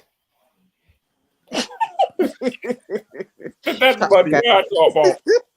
The dad's money. What? Yeah, talk about mum's money. Mum ain't earn no money later. But dad's money. The mum's looked after him all his life. Dad owes $163,000 in child support. Hypothetically, if dad was to pay this money Who does it belong to, son or mum? Me? I said, I'm neither of them. I don't think it belongs to any of them. Me personally, when I thought about it again, because I was like, bit of a hard one. Not really thought about it. The mum has actually, I won't say sacrificed, but the mum has grown her child, has given him what he needs to have throughout his whole childhood. So it's called reimbursement. And you're lucky if I give you anything, because you didn't go with you didn't go without. Your mum never left you and not provided for you. She provided for you. So if the money's now being paid, you better be happy, be lucky that I'm in a damn good mood to give you anything. It's called it's called tax rebate. Thank you very much. Hold on. So And if I want to give you something, then I will do, but don't think that I owe you anything. Absolutely. I think I've already given you something. Yeah, you're lucky. You're lucky. You better hope you come to me correctly. And if you wanna, buy a house or something, then yeah, I'll support you and whatever. But don't feel like I owe you anything, because I've done my job. I bought you. I raised you. Hold on. So you know when you get child benefit money, yeah? Is that mum's or the child's money? The money goes on maintenance for the child. Yeah. But the mum has to spend that however she sees fit, because she's the adult. So how do you eat? You got a roof over your head, you're eating, you got clothes on your back, you're going to school. Do you know what? Don't be difficult for just the sake of being difficult. No. Don't tell me. That's one thing I always say to people, yeah, when we talk about child stuff. I can't hear. It really annoys me when people say, "Oh, your child, the first child living with whatever parent, and the other parent's taking money for food." If you're eating, the child's eating. I can't hear food money. I can't. If you want to say you got to buy clothes all day, but for when it's food, if you're eating, your child's eating. There's no. Yeah, but if you're going to be going shopping and you're going to be, if you're living by, okay, let me put it another way then. Towel is £6.10 in this year times now. If you're eating, if you're cooking a bag of rice, yeah, you're not cooking one cup of rice, you cup 2 cups of rice. If the child ain't eating no thing, maybe when the child's in the 15 or 20, they might eat at the household. But when they're younger, they're not eating that much. Please, I just don't get the whole. Yeah, the child's got to eat. The child's eating anyway. If you're eating, the child's eating. That's my opinion. I don't. I'll go with the clothes. So wrong. Just as I think you're just the nicest person on earth, you come out with some of the most ludicrous fucking things ever, and I'm just like, huh? How does it balance? It just doesn't balance. The child's eating, you're eating. I'm not interested in that food. You can take clothes. You can take. I've got to move from a 1-bedroom flat to a 2-bedroom flat. So I'll take all that. I don't mind. But when you tell me food, maybe it's the way I feel about food, because I've got food in my house. Anyone can eat it. You know what I mean? I don't want to hear this thing about. I just don't. When people say but food, you have to buy the food. So you buy the rice. You go like you're only buying for yourself. It's cheaper. If you've got a feed, especially it's cheaper. Like even watching Natalie's boys in the house. I'm sorry. I'm like, every minute them kids are hungry, and I feel sorry for her just listening in the background. I'm on the phone. Mum, I'm hungry. But didn't you just feed them a minute ago? They're growing kids. Seriously, they're growing kids, and they eat a lot. 24/7. All the time. So the mum's not eating every single time they're eating. They're not. She's not. Can guarantee you that. Weekend I'm looking after Emma's grandkids, and I told ya, I was like, even I was out in the evening. Was it Saturday? No, Sunday evening. I was like, if I weren't going out, trust me, I'll be finding somewhere to go. Because every frigging minute, me I cook up something. I'm like, I just gave you not even a small bottle of. They're hungry every minute. I'm like, what's your stomach? Like, they're hungry. What the hell? You eat more than I do. Like, are you on like a clock or something? What? Go and sit down. Like, I just don't get it. And you're not gonna, if any good mum's not gonna want to deny their child food. So, mum, can I have a drink? Of course. Mum, can I have a sandwich? Of course. You're not gonna be like, you're gonna manage it a little bit, but you also don't want to deny your child. If they're saying that they're hungry, then you're gonna. Growing lads are always freaking hungry. It costs a lot of money to feed them. So pay your money for your food. I just don't understand why this is even an argument. For me personally, like I said, the guy, he's grown. The mum has raised him, given him everything he needs to have growing up. Come to me correctly and nicely, and we discuss it. But don't feel like you're entitled to that money, because you're not. If anything, I'm fully entitled to that money because I spent the money. So it's called a reimbursement. Reimbursement. And if I want to give you a little something, don't look for half, because you're not get half. I could give you that for free. Tell you that for free. I might give you something. But if you come with a nice attitude, then okay, cool. I might buy a little car or help with a little deposit on a flat or a house, get you started.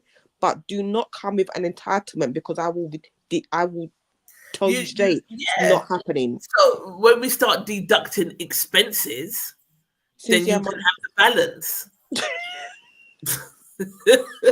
I think this is. I can't. It's you understand? Let's start deducting when you want to charge your phone, when you want to watch TV, when you want to go on a school trip, when you want to have new life. You understand? New school from 0 to 24. That's a whole heap of money. Like, bag of money. School trips and all that. No, get the fuck out of here. When I've deducted all my expenditure, let's see what they've left over for us. Yeah. And then we'll have another calculation and then see what happened. Because if I never provided for you, what would happen then? So, like I say, it's a reimbursement. You're not getting, it's not 50-50 or 70-30. It's whatever attitude you come to me with and however I feel. If you don't like it, then you should have found a dad that weren't paying your child support. Yeah, true. Because if you were paying your child support, and if I wasn't working and he weren't paying child support, I'd have to put you into care, or you used to go live with somebody else. So with that same attitude, go and have the attitude with the person that weren't paying it, and all of a sudden this money just ends up to me. You don't think you had that attitude. Quincy said, "Why are you so quiet, Gary?" I've told you. I said what I said already. I'm telling you already. I said what I said. I do Gary on the food part and stuff, but when it comes to, on a serious note, the kids, they yum down the house for sake of them in down the house. So it's not that every time you're eating, the child's eating. They want yogurt, they want crisp, they want snacks, they want treats, they want food, they want like seriously. Sometimes I've been listening to my friends on the phone and hearing the kids, and I'm like, boy. Sometimes I wonder, like, did you make the right decision to not have children? And sometimes I'm like, yeah. Yes, no, I'm with you on that one. No, because it's a joke. No, it's a joke thing. Do you want to come on, Quince? Food is food. Like I said, as I said to you before, I got clothes and all that stuff. All right, cool. But when you start talking about food, I just can't hear it. It's expensive. I know food's expensive. But food is food, yeah. If you're eating, your child's eating. If you ain't got food to buy from your child, I remember saying this to somebody, right? If you ain't got food to feed your child, make them go and live with their dad, yeah. Make them go and live. I can't hear you. If you ask anybody for food, give money in Jamaican currency. Yeah. If I ain't got money to feed, if you ain't got money to feed, then make them go live. Sorry, if you ain't got food, then make them go live somewhere else. Yeah, so I can't hear. If you're housing, and this is what I must look like to other people with my Tory and hardhead, because this is what Gary's just. It is what it is, and this is a privilege for me to look at what I look like from the outside in. Because you're wrong. I'm not wrong. You're 100% wrong, and you're just sticking by it. I'm not. Listen, I'm telling you, as I said to you, I don't listen. At the end of the day, I'm the person. I haven't got issue with money at all. I haven't got money. If I got money and I have to pay, I pay. It's neither here nor there. Yeah. What I'm saying to you, don't be telling me foolishness about food. I'm not interested. Yeah. If you're telling me, Gary, if one of my children's mum said to me, Gary, I want I don't know, say £200 and I've got it so she can go to a school trip. There's £200. If you're telling me, Gary, I need £200 to buy food, I can't hear you. Yeah, literally, I can't hear you. What? Seriously, I can't hear. But you need food to survive in a life. No. If you're saying to me that for some reason I can't hear you, you can spend the money. If I have to give you money for whatever child support, whatever, I'll give you the child support. If you're coming back to me about that, I'm not interested. What if they come and said to you, look, I'm really struggling right now. If they lost their job, that's a different conversation. No. I'm not talking about their job. I'm not talking about their job. They're in a job, but life is life thing. If I'm giving you money every month, and then you're coming. Yeah, but okay, certain things will come up. Money every month, yeah, and then you're coming to ask me for £200 to buy food. I can't hear you. All right, then. Okay, another scenario. Then you give them money every month, yeah. But then what if they've got their salary and they've paid their bills and they, you know what I mean, they're still a little bit short for the monthly shop. You don't have it. What monthly shop? If I'm giving you money for mine, you use the money for the monthly shop. Yeah, because you would have to live wherever you're living, wouldn't you? You would have to pay it eventually. You'd have to pay where you're living, don't you? You live somewhere, so you'd have to pay it. It's not like, oh, if I wasn't there, what would you do? No, I don't know if I agree. No, I don't agree. But I do hear. Huh? I don't agree. Okay, well, I'm not saying you. I'm saying to you, if you're saying to me, I need, I don't know, money for something. Quincy said, "It's not my problem. That's not my problem." Get lost. You've got money. I know it may sound a bit cold and at the end of the day, and people think, listen, Trisha, anyone who knows me well will say, if I was out with you and you said say we went out to dinner, for example, and someone didn't have money, I'll just pay.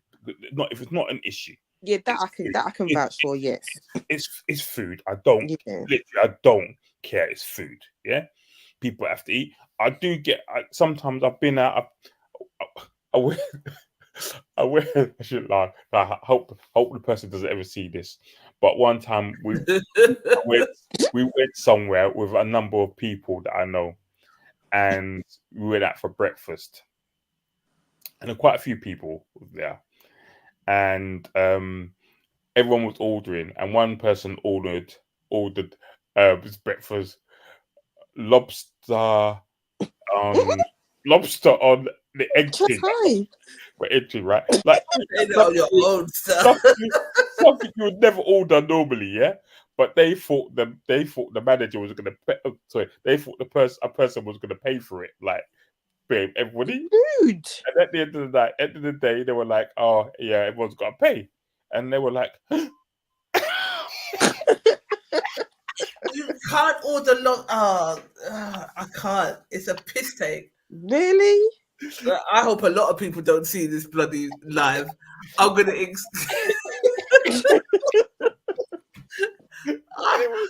I'm sitting here.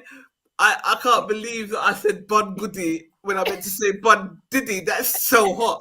But the reason that someone phoned me today was like talking to me about him. That's why I suppose it was mulling about in my head. But I think I'm gonna just take this live down as it goes out. But I don't know. I think people take the piss. I think that that if you're gonna order something based on other people paying for it, you're a piss taker. Yes. But back to the whole child thing. Children want stuff. They want they want sweets, they want snacks, they want food, they want this, they want that. So, and it is expensive. So I still think that the food is a viable argument. I do. And they don't eat eating what my kids are eating. Absolutely. If I'm eating, my kids are eating. But I might be on Jenny Craig or Weight Watchers right now. And so that's your choice, though, isn't it? no, I'm not eating snacks. I'm not eating crisps. I'm not eating sandwich. I'm not eating chicken dippers. I'm not eating all of these things. I've heard for myself. I've heard it for myself. The children eat what you eat, right? Listen, if you're on some vegan diet, whatever you want to do, right? Then your children are eating vegan food. Nah, man. Hold on. If your child is saying, this is problem I have with. This is a problem with children as a whole, right? Adults are too scared to tell Pickney them no. Yeah? You can't have the food. You can't have it. Sit down. You're not hungry. Shut up. Yeah, not sit down. You're not hungry. Shut up. The kids are genuinely hungry. They're not hungry. They're not hungry. I can't.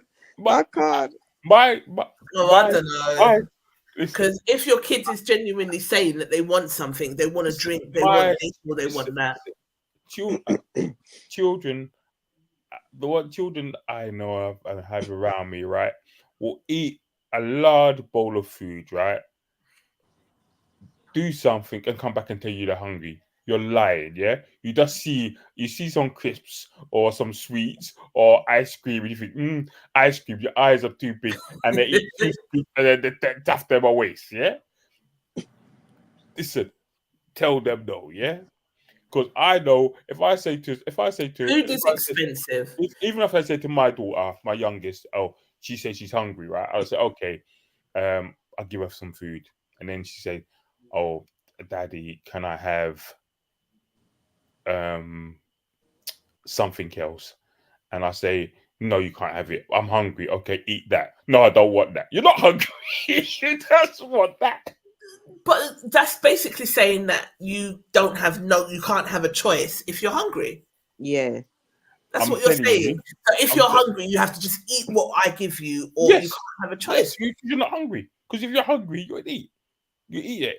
Listen, I can remember. Bye, Gary. Good night. I'm ending this live. Right? One time, one of my children was came to my house one day, and their mum sent them with some food, like a finger full of food. So I wasn't home. My mum must have said to them, oh, do you want to eat your food? And they said, no, they're not hungry. They don't want to eat that. So they can have it tomorrow. So mum said to them, not a problem. Yeah. Then the child went to bed. Then my mum said she smelled some food. She said, what the hell is that? Smell it. No, she came in and said, oh, can I have fish fingers and beans? So my mum said, no, you've got food. And the person was like, I'd be like, what?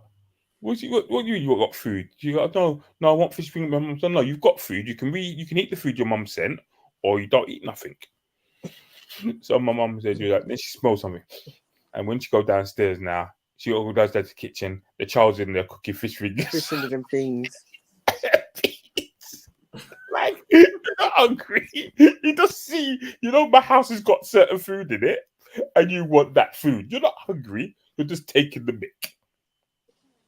And that's what. And don't get me wrong. As I said before, if you want money for anything, and I've got it, you can have it. Not a problem. It's the problem. You can't. I don't want to hear about food. See, that's the only thing I don't want to hear about food. If you tell me you need new shoes, cool. You need your uniform, cool. You need this, cool. But do you not acknowledge how expensive food is? Listen, we all got to eat food. Yeah. No, when you got to feed these kids at it, I ain't got none, but I've witnessed, and it's not cheap. Gary, you care if it was Ivy food. Listen, Ivy food is poison ivy, yeah? So you know I eat that, Quincy. You know I eat no poison ivy around there. They got Ivy. Yeah, Quincy got that. No, seriously, I don't care about food. Is not. I've never been interested in that whole food thing. It's just like And that's my mum, and that's my mum. My mum's like, food is food. If it's in, and I think, and I find it really weird actually. I get really frustrated at work when people put names on food and stuff like that. Because it's not yours, and people will eat it, and food is expensive. Listen. You can't just come and eat my things. So are you the fridge raider that would damn people's things? I don't eat people's things. For example, I've got a thing. I like ice.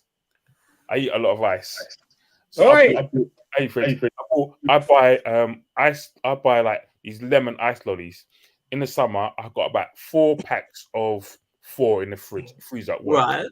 Whenever people come, they take them. Blah blah blah. The only thing I get vexed about, when I go there, I see people taking them. I don't. You know what I get vexed about? What? Only vexed is when someone takes the last one and don't. Yeah. That's the only thing I get vexed about. So I'll cuss and you'll go. I say, listen, if you've taken the last one, just put another 4 in there. So when I come to get one, there's 1 in there. Because I always buy 2. You're good. That's what. I don't care. It's like £2 for a box of 4. It's like, I don't care. Literally. No, I don't eat my things because then You we don't have to understand get whether those you take it or arguments, not. edit, because you're not. People don't have the decency to just put the one back when they've just taken the last one and they've walked off. So just don't eat it, and then we're good. Evening, Quint. Super Queen. All right, Chris, I like your pose. Your pose is like an 80s pop star on an album cover. Yeah, go on. Ooh, Charlene. Oh, Shasha. Oh. looking like Lionel Richie pose. Not Lionel Richie. No, that's one Michael Jackson, and that when he's on the rock. Yeah, they're one of the rock. They're 80s pose there. When he's got on the black and white suit. Yeah.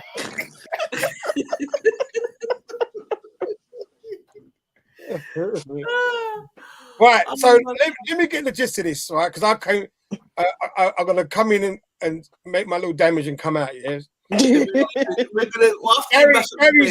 not worried about food because we all know the car he drives and the engine so he ain't worried about them thing there. That's why he's not worried about money and food. So am I getting the gist of this? As a mother asks for extra money for food? No. The question is, right, a dad hasn't paid child support for how many years, right? Okay. So, whether CSA or whoever chase him down and he get a lump sum of $160,000 or whatever it was. The son's saying the money should come to him, and the mum saying the money should go to her. Oh, I see. Okay. Who do you think the money should go to? Children in Palestine. I'm going to bed. The story I'm going to tell you, it's related to food and a bill, but it's not exactly this story. But I'm going to tell it. Tell us the story. And on business, if the person's listening or watching, if this gets out, yeah. I've said this on stage before. All I'm gonna say right to the man, them, yeah. And obviously, me and Gary can probably relate this because we've gone on dates, we've met women with children, yeah. So this is the one time I said, you know what, I like this woman, yeah. And she came in me with the argument, loved me, loved my family. I'm like, all right. I had my agenda in my head, innit? So I said, you know what? I'll take you out. I'll take you and your children out, right? So one of the eldest one was a girl. She was 14, yeah. So she clearly clocks that I liked her mum. I fancied her mum. So she was playing. So obviously I've been there a couple of times and chatted, but she's been frosty with me, innit? All right. Son, he was all good, right? Yeah, I mean, he didn't really mind, you know what I mean? So we went out. So I said, look, let's go out, right? I got that week, I got the part of that week, so let's go out, all right? Let's go out, all right? To get some part of the money, all right?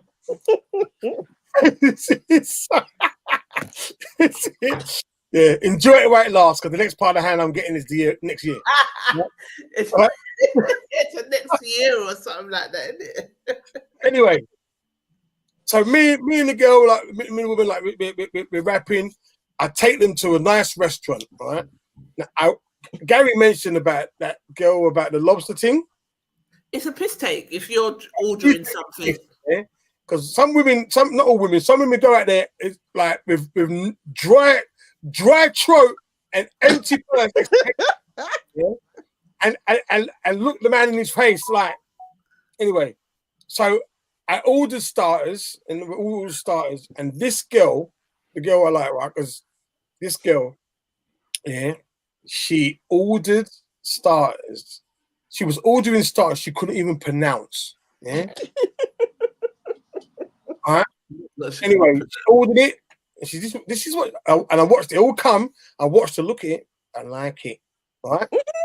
Right. Didn't feel like a of it, but she made it. For that shit. You don't. She made it clear. She don't like it. Like so, I took it like, oh, you want me to hear this? All right, okay then. Right. Mains come. She ordered the mains. All right. The mains come. Yeah. Look at it. Playing around with it. Nah. Taste it. Don't like it. Got another one. She, kind of story short, she didn't eat nothing. She ordered everything. Didn't eat nothing. All right. But what she done? She messed around a bit, so we couldn't really spoil it. She spoiled it. Right. So the bill come now. Right. Right, she didn't eat, so the restaurant they charged me for everything, right?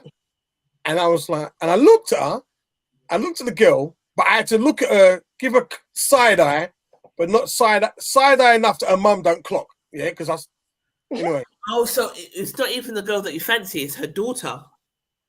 No, I liked her mum. So the person that's ordering food, get this straight. It was a girl. It was a daughter. It was a daughter. Right. Okay. Your mum has to pay for that, so she was acting funny around me anyway. But you know what? Sometimes when the man's on the mission, you know, I can ride this out. I can ride this out because things that you lot would do for love, eh? You got to sleep sometime. You got to sleep sometime. Yeah. Anyway, I said, all right. Do you know what? I paid it, but I was like, you know what? I'm gonna get this girl back in. No, I'm gonna get this girl back. 14 euros. So anyway, a couple of weeks later, right now I'm in it. I'm in. Yeah? So I go around there, and I'm staying around there, innit? Like at the time comes, I'm staying around there, innit? So you got through because you paid the bill. Yeah. So I got through. I mean, not because of the bill, but there's other little things I was doing. You know what I mean? I was like. I was just accumulating my finances to say, right, this is worth it, right? So anyway, and what happened?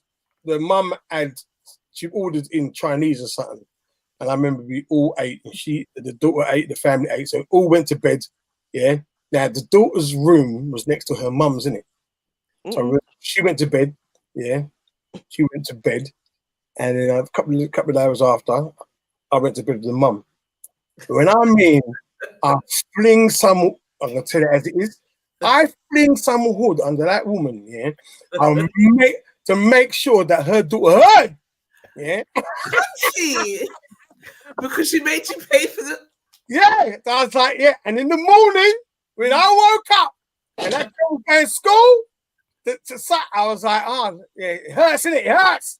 It hurts. About my business. That's how I got my payback. I don't business what anybody says. Yeah. I'm done. So yeah, I thought the story was going down that road, so that's what I did. I done business. I said, yeah, your mum's right. You're gonna learn today. You're gonna learn today. That's what I did. I don't even know what to say. Gary and Charlene are mute. Like I said, I've been in a similar situation with Quincy. Like I went out with one girl, and we went to a decent enough restaurant, and she ordered 2 things, and I said, "Are you sure you want them?"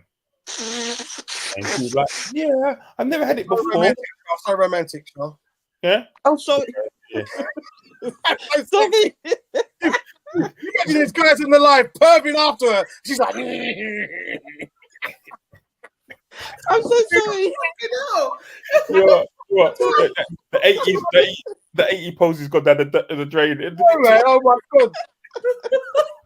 And she just blew it hard. There's all tissues on the camera. You know what I mean? Flew out the whole of the DNA.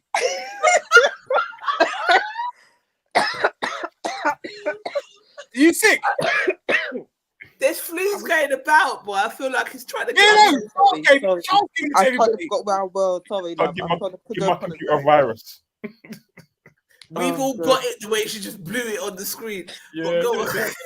Come 1st of November when you're. I'm gonna tell everybody that's what you do. Oh, why the 1st of November? Yeah. Hey, you're feeling it. December. Sorry, December. Oh God. Gary, you was telling you're grinding. Before you were so rudely interrupted. Yeah. So, she started all over there. Ordered these two things. I said to her, "Well, you sure you know what they are?" And she's like, "Because I've eaten them. It's like it's like squid, but it's not. It's like, you know, you get calamari and it's kind of fried, but you can get the soft one." Yeah. And I just knew that I didn't think she would like it. And she was like, I said, and she goes, "Oh, you got a problem with the price? I'll pay for it." I said, "Not really." Asking, do you know what you're ordering? Is this the girl you like? Is this the girl you're dating or you're going to? You know, it's one of the things where it was like, if something happened, it happened. If it didn't, I didn't. I thought it was someone's child. It's a love interest, basically. Yeah, someone else. Yeah, was good. Okay. Like just started down. Someone you fancied and you was trying to get in there. Oh, there you go. I don't want Gary's trying to be all diplomatic. He was trying to get in the girl's and you didn't give it onion rings. If it was that, I would date. It was somebody I thought was all right, but it wasn't like I was being like, oh, you know, like you're like, I was on it. I wasn't really on it. It was like, we went out. That's even more disrespectful. It's like so he was. So we all did two things. Didn't eat either of them, right? So at the end of the night, I paid for the meal, but I just left those two things off. And then she's like, boom, boom. What you do? So it was the milk it came to like £95, let's say, and then it would have been 122 with the two things. I didn't pay for them, and then she goes, "I thought you said you're paying." I said, "Yeah, but you said you were paying for those two things that you didn't eat." Boots, boy. And then the girls took the girl for the whole journey home for like 40 minutes. Girl not talking the car, vex. Girl made her pay for that, and then she come back, go out the door, slam the door to my doors, all shake it. That's entitlement, but that. Yeah. That was it made me laugh. You should have done that, Gary, when you was in a relationship, because that's the best makeup sex. I don't want that. I said before, it was there's a couple of dates I've been on like that. I was just like, just like when you're sitting down at dinner. When I sit down with dinner people, and if I don't like the way you eat chewing the food, and I'm just not in it. All tongue out or eat the food all quick, like the food's running away from you.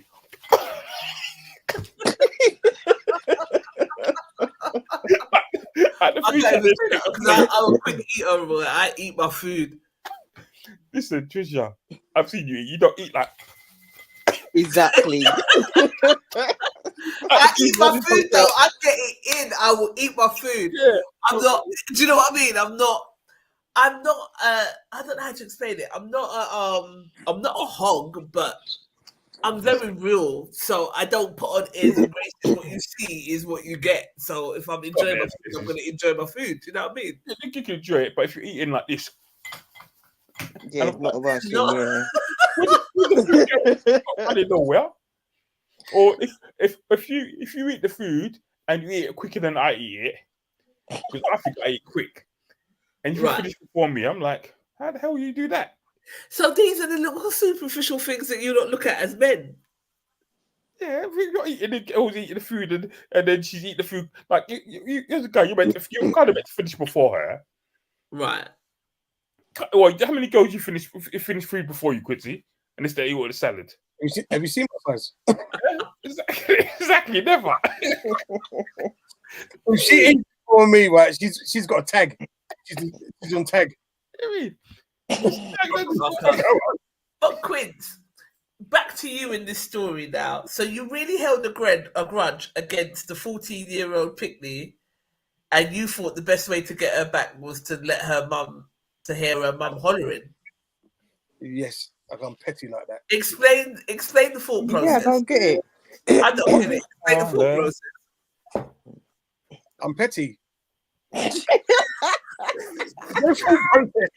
I'm gonna get you back. I'm gonna get you back. I do have a story. Because she's young, innit? They're young. You can't hit kids or cuss them off, something like that. There are other ways. I'm gonna fuck your mum. Yeah. Have you heard the story about me and LL Cool J? And he was, Sorry? Did you hear me? LL Cool J. I'm gonna knock you out. Have you heard the story when we talk about the young boy I was mentoring and his mum was flirting with me?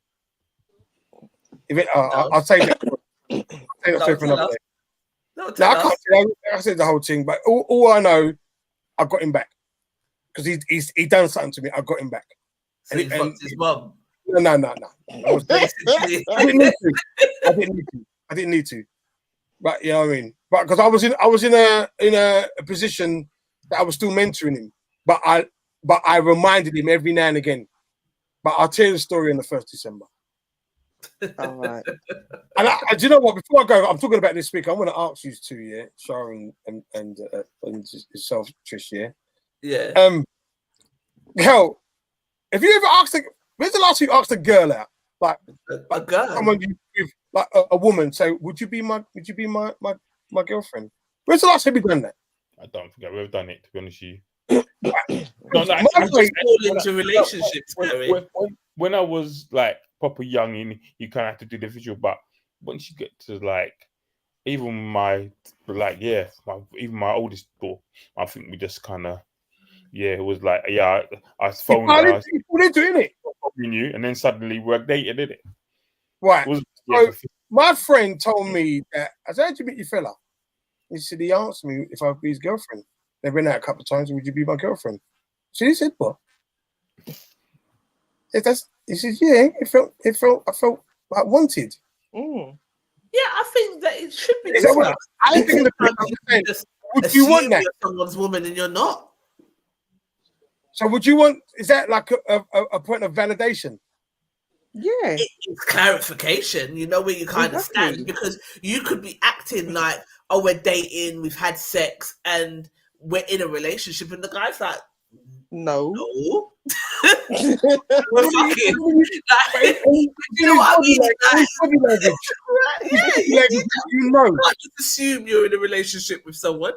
But your body language will let you know that you're with. Nah, body language don't mean shit. The guy wants to sleep with you. That's about it. Yeah, but after it happens and he's walking around with his hand in your hands and he's like I don't assume unless it's official and it's made official and we're on the same page. I'm not assuming I got made up not official. I'm going to say you my girlfriend. Nah, I ain't done that for you. You lot keep talking. Don't leave until I come back. I have to go to the toilet. I can't hold it no more. Wait, even if you blow your nose like in front of everybody. You're funny. Get lost, Quincy. Fuck off. You know what, it's funny. She's tired, you know. She's there fighting the sleep, rubbing her eye. I know your hands on your belly. I know your hands on your Get lost. We just gotta leave me alone, right? Fuck off. If you turn the camera, I swear there's a couple of Horlicks there. No, Milo. She's got proper Milo. Are you really sick of it? I'm sorry, Shah. I didn't realize it. Shah's all right. No, it's you know what it is. No, not that I'm sick, because I'm still going through the chemo coming out of my system, so it feels like I've got a cold, but I haven't. And because the weather change as well, I get bunged up pretty easy. So people say, "Oh, you got a cold?" I'm like, "No, it's not a cold. It's just the chemo." Now, actually, I apologize. Yeah. I never knew. No, I never no, knew. no, I'll cuss you. I should have asked you before if I took the piss. There's me talking about you spreading your germs and all that. Just go through fucking chemo. So I sound like a right Jameson right now. Yeah, no, one will say to me, "Oh, you're sniffing. You got a cold?" I'm like, "No, I haven't got a cold." What is it then? Don't worry, I just haven't got a cold. It's not a cold. You know what you should say? You know what you say when they ask you that? You should say, "Oh, it's when I go cold turkey from the crack." I've just come back into when I go cold turkey from the crack. So what did I miss? You missed. I took back because there's me taking the mick out of poor Sean. Didn't realize. I didn't know she was going through chemo, and she said it's the chemo. I finished. Yeah, you finished, but it's still. So I didn't realize. I didn't realize. So now I feel like a bit of. I didn't read the room. A bit of a prick, yeah. But still, Charlotte didn't need to blow her nose in the hole of the screen. No, like that. I just totally forgot where I was on that shit. That's how comfortable we get. Yeah, and it was hard as well. Blow out the whole of the white cells, boy. The same cells tries to save her. She's blowing them out. But yeah, I suppose like going through chemo and stuff, it's my friend's mum, she said that she went through it and it burnt her skin from inside.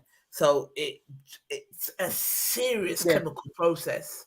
But even now, when I went to first holiday that I did in the new year, January, went to Mexico for a wedding.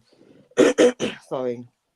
And when I came back, you would have thought I had I had 3rd-degree burns on my mouth.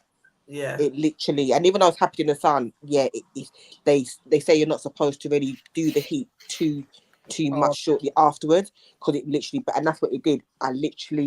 It stripped my skin. There's lots of drugs that do that. If you get put on, if you got like infection, like for example, chlamydia, and you get some doxy, you can't go in the sun because you're burned. Yeah. What did you say? What chlamydia? Yeah. Like I said, some infections like chlamydia. Any like that, you take tablets. Doxy. No.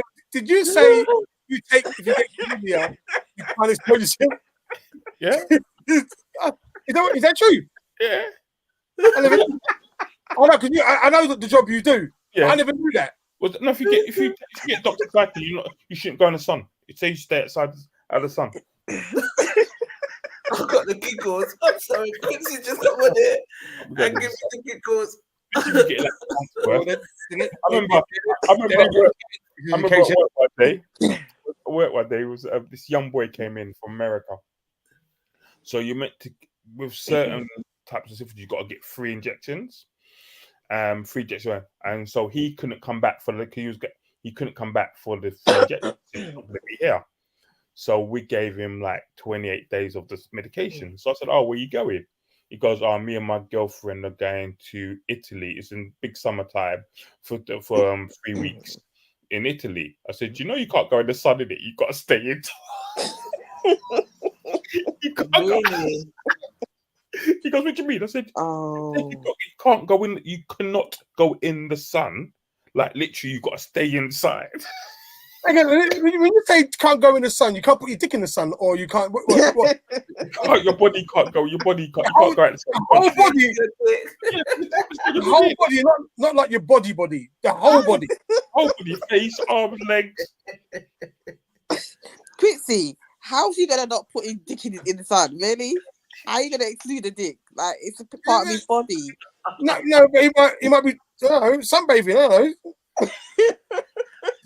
It's a male version of being topless. I don't know, bottomless.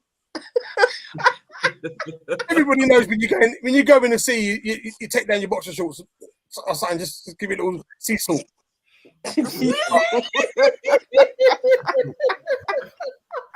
That's what Bayesian people do, yeah. Hey. Anyway, Wash yourself. We doggy clean. So I mean this. Salt watered out, yeah. Yeah. So get a salt. That's Bayesian medicine. Yeah. I ain't got HIV. Go have a sea bath. Come at Dusty. You must have stories for days about it. Do you know what? I should do a show about my next year. I'm picking a subject, gonna do comedy about it, and then I'm gonna have a panel chat. I should really talk to you, Gary, about STIs, and because I never knew that. I should talk about Gary is a wealth of knowledge around these things, though. Mm-hmm. You got, but you learn a lot. If you do like obviously all medication has most medication has side effects. Yeah.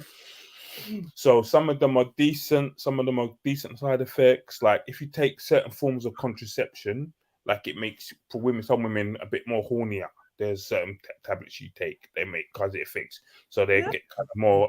Yeah, what's that with that tablet?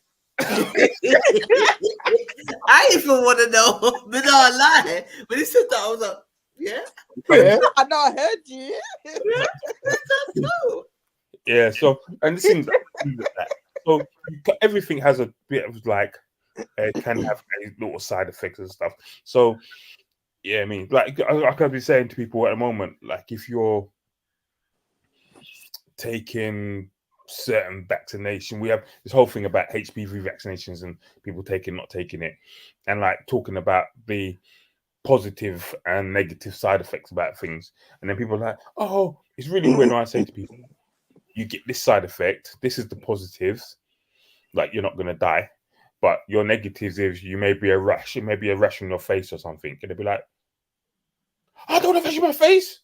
What are you worried about that for?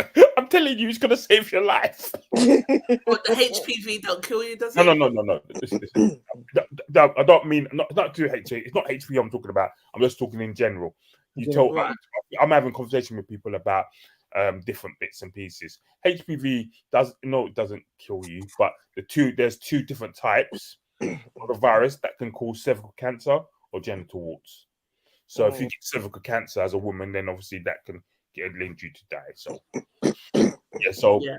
So what I'm saying is that it's kind of people, whenever you talk about medication, people will pick up on little bits of side effects and be like, oh, like your friend said earlier about endometriosis and stuff. Like, oh, you've got the pill. Yeah, okay.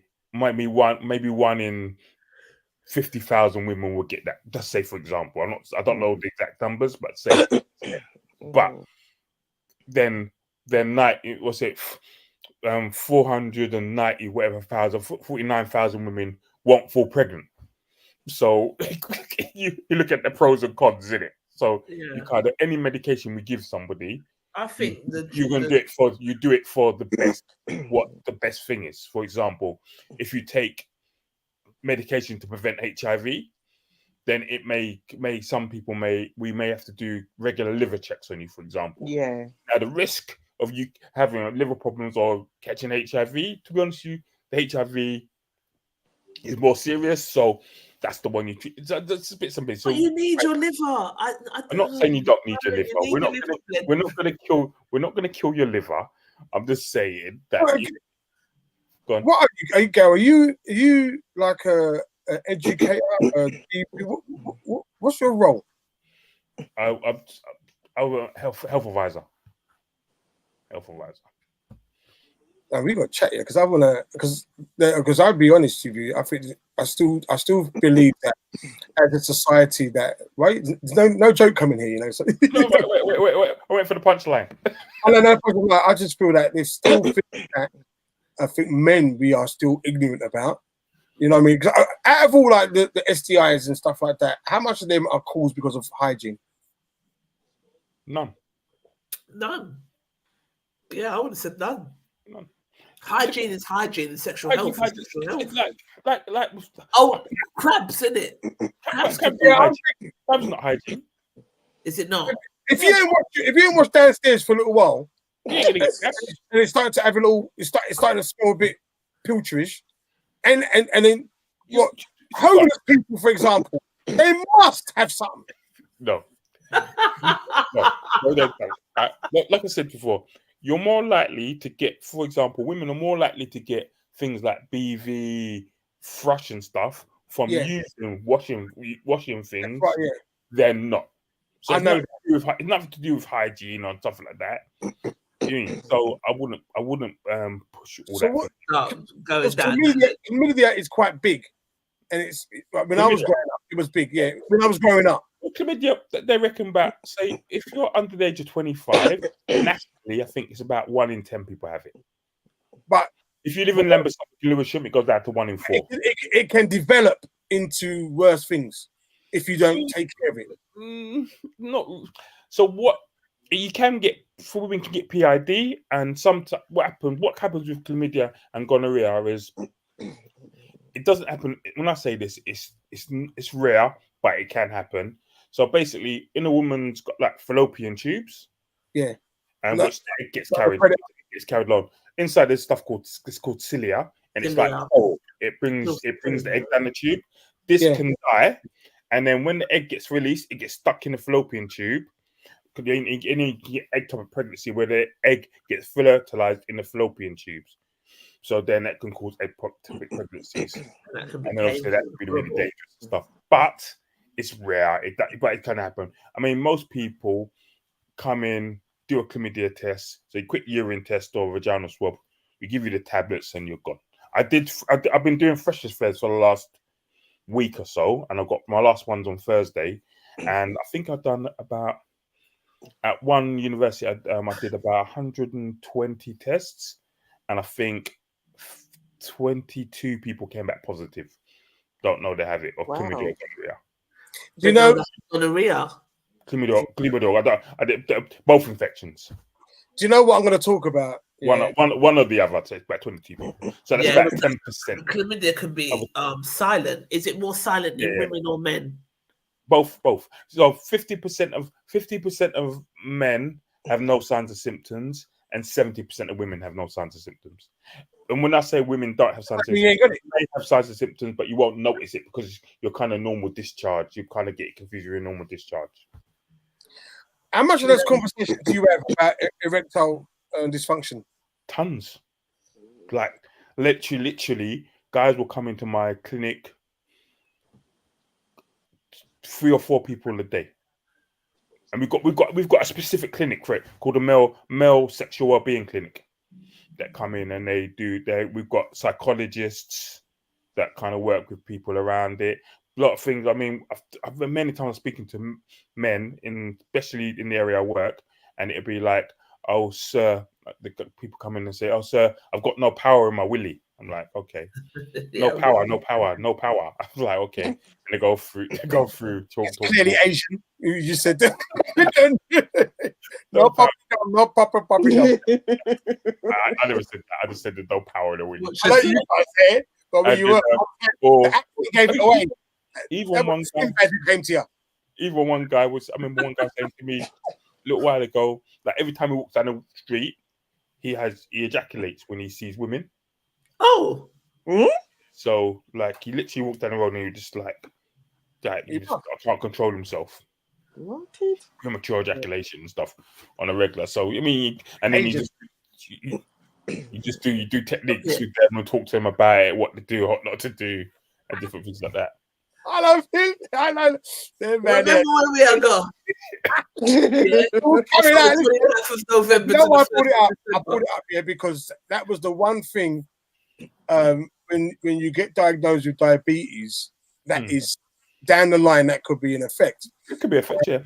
If you don't take care of yourself. So, like I try to, I train and the best I can, and I try to watch what I eat, and then it's only when the woman, she was explaining to me, because I reversed it, but your blood sugars could make it as well. When the woman told me that if you do not take care of your blood sugars, this is it. All of the things she could have told me, I could have gone blind.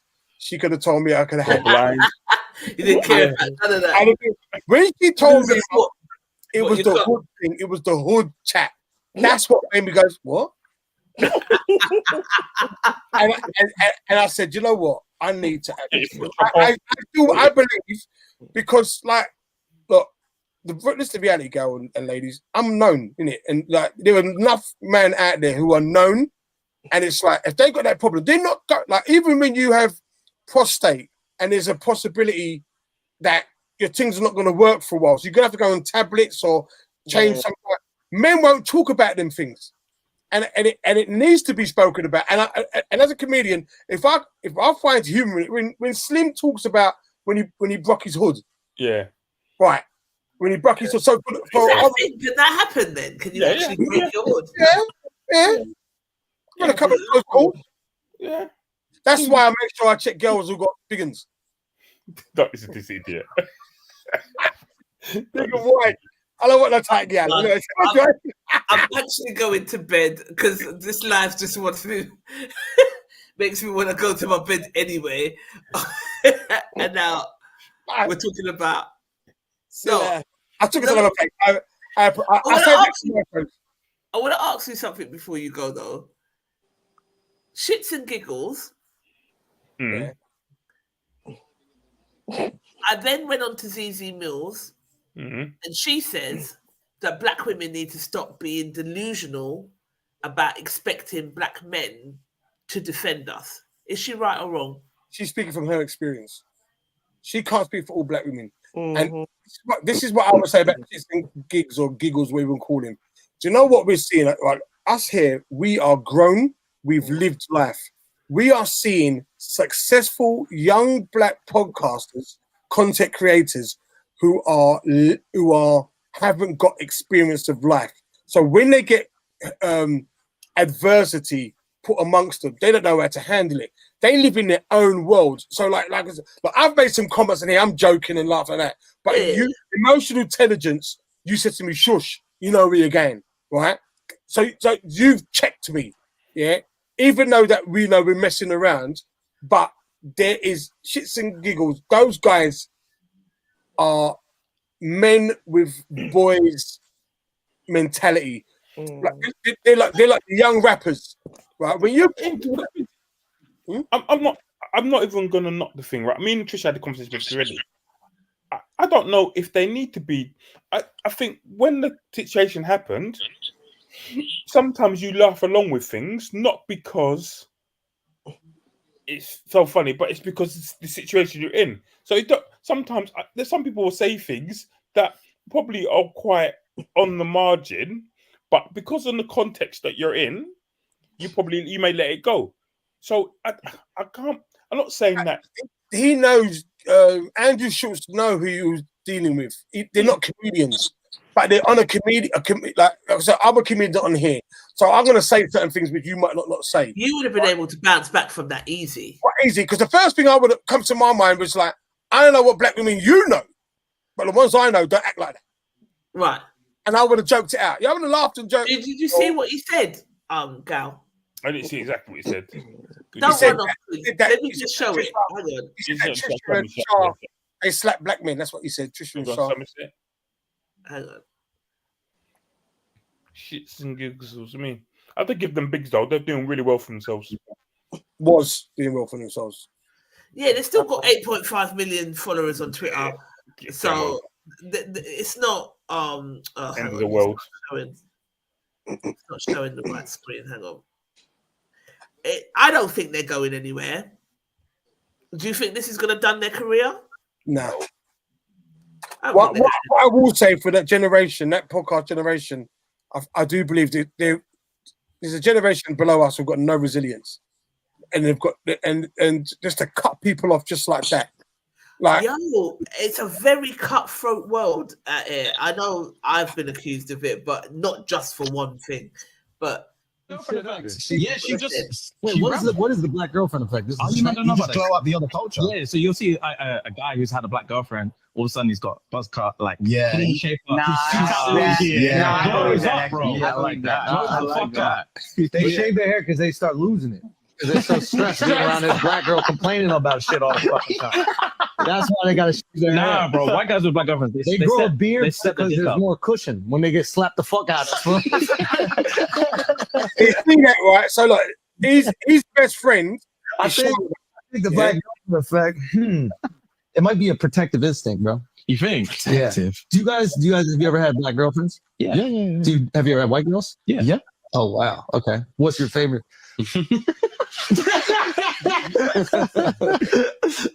We love them all. Yeah. Oh really? We love them all. Yeah. That means white. Yo, who can?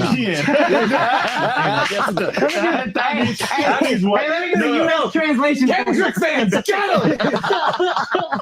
we love them all. That's royal language. You see Big Boss and shit up. So you see with that, right? I would have brought all the black guys he hangs around with, and talk about, and I would have mentioned them. So you must be talking about Charlemagne's missus. I would have brought up that. I would have brought up white girls who use tears. Huh? Do you know what? The funny thing about that same guy, he cracking jokes about Diddy, and I was busting up. He had me like an experience. So I just think he cracked a joke about how Diddy's the only person in LA that house hasn't been broken into. And then he said that Meek Mill is the only person that Meek Mill's been on Diddy's lap and something and talking like it, and he had me like proper laughing. So I said, comedians' jobs are to make people laugh. Yeah. And to be honest, if you're in a situation where you're being interviewed, it's not the place to jump up and say, I'm outraged and go on a bit. And then they're on someone's podcast. When they're doing their podcast and they've got people on there and they make jokes and stuff, people don't storm off their podcast. But their podcast is built on pain. Their podcast is built on people who laughing, they're laughing at their pain. Or things that happen, they laugh. But then, what ZZ Mills was saying and what other female podcasters were saying is that there's certain communities that you can't talk about, such as the Jewish community. You'll be deemed as anti-Semitic, and they don't ramp with it. So at what point are we going to say, actually, we're not going to be the butt of anyone's jokes anymore? When you say anyone, what do you mean by anyone? Are you talking about people that are not from the culture, or are you talking to anybody jokes? So talking about Jewish people. Yeah, Jewish comedians talk about Jewish people. Do they? Yeah, all the time. They have Jewish jokes all the time. Don't hear it ever. Don't hear it. You don't go to Jewish comedy shows. Yeah, you don't go to Jewish. I'm sure Quincy knows Jewish comedians. He's probably come off now. He can't say it just in case he gets cancelled. I don't know where he's gone. His phone probably rang. I don't know. But because you're not on that scene. Like if you go, there's Jewish comedians around that make jokes about Jewish people. There's black comedians that make jokes about black things. So when comedy, I said before, it's about the scene that you're on. If you're not on the scene, like I said, Quincy's a comedian. He probably does shows with all different types of people, and he will hear Jewish comedians cracking jokes about Jewish things. Have you heard Jewish jokes, comedian? I talk about anybody. I'll talk about anybody. Yeah, if you're there. Have you heard Jewish jokes though? And me, yeah, but only Jews. Yeah, I've heard Jewish and they've been funny. Okay. And they've been funny, I said. Some of them, yeah, but on the circuit. Some of them, yeah. But their jokes are very much like us talking about black people. So they talk about Jewish mannerisms and aunties and the family thing. So it's very much like the Irish or the black people. But I will point out things. But I for me, there isn't a topic I will not talk about. But I will point out, but I won't point it out to diminish or demoralize. I will point out something which is blatantly obvious. Yeah, and I will talk about it. My community, Asian community, Jewish community But just make sure when you go there, make sure you like, I want to apologize for it. Make sure that you know what you're talking about. Come with something. Yeah. Like what's his name? Dave Chappelle. When he did that trans joke, whatever, and the whole community come for it, he defended his ass proper. Yeah, because he was making a point. He was making a point, and it was a narrative of what he was talking about. Yeah. And some people cannot handle that narrative. So when I go there, I'm going to make sure I've got a narrative to what I'm talking about. But sometimes, like I said, we're living amongst people who are trying to control the narrative of what sensitivity is, and we've all got emotional intelligence. So I got to shoot off because that was that 14-year-old girl's mum. Ask you a looking thing. I mean, we're gonna have a Quincy freak off now. You know what? Go get some baby oil. The baby oil thing I don't get, because when you use it, actually it makes it worse. Anyway, did I say too much? Thank you for joining us. Later, Quince. Later, love. Bye. Let's go. See you later. Bye. All right, later. So yeah, that was the end of our topics, more or less. Unless anyone wants to say anything else. It's cool. We've been on for quite a long time. 2 hours. We have been. It's flown. It's flown. We've been on for a while. And we spent most of that time talking about Diddy. But I just wanted to say, like, when ZZ Mills said that about, like, stop expecting black men to represent us, I felt quite sad.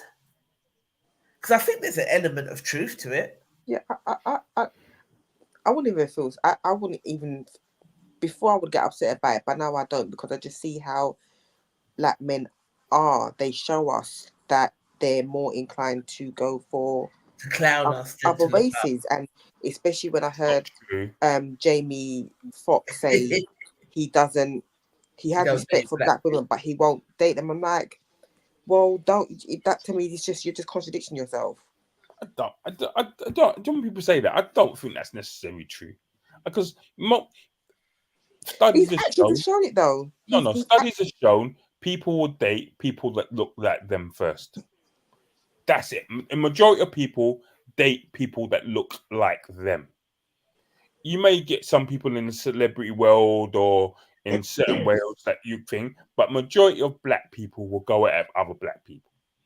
The majority of white people will go at other white people. That's a fact.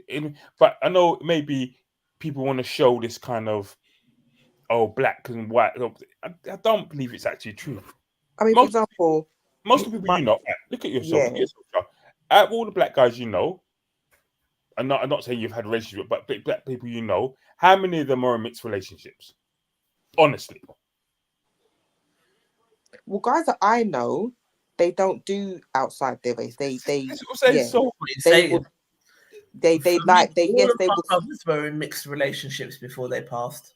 Didn't really date black women. Okay. But outside your brothers and stuff, the ones black guys, you know, how many most of them in same black relationships, or they don't discriminate. So it's a bit of everything. Do you know what I mean? When I say discriminate, I'm not saying you're having the same like stands in relationships with, or one night stands or whatever. But most people will only date people that look like them. I'm not saying that there are people who don't go, because they reckon the biggest growing race in the world is mixed people.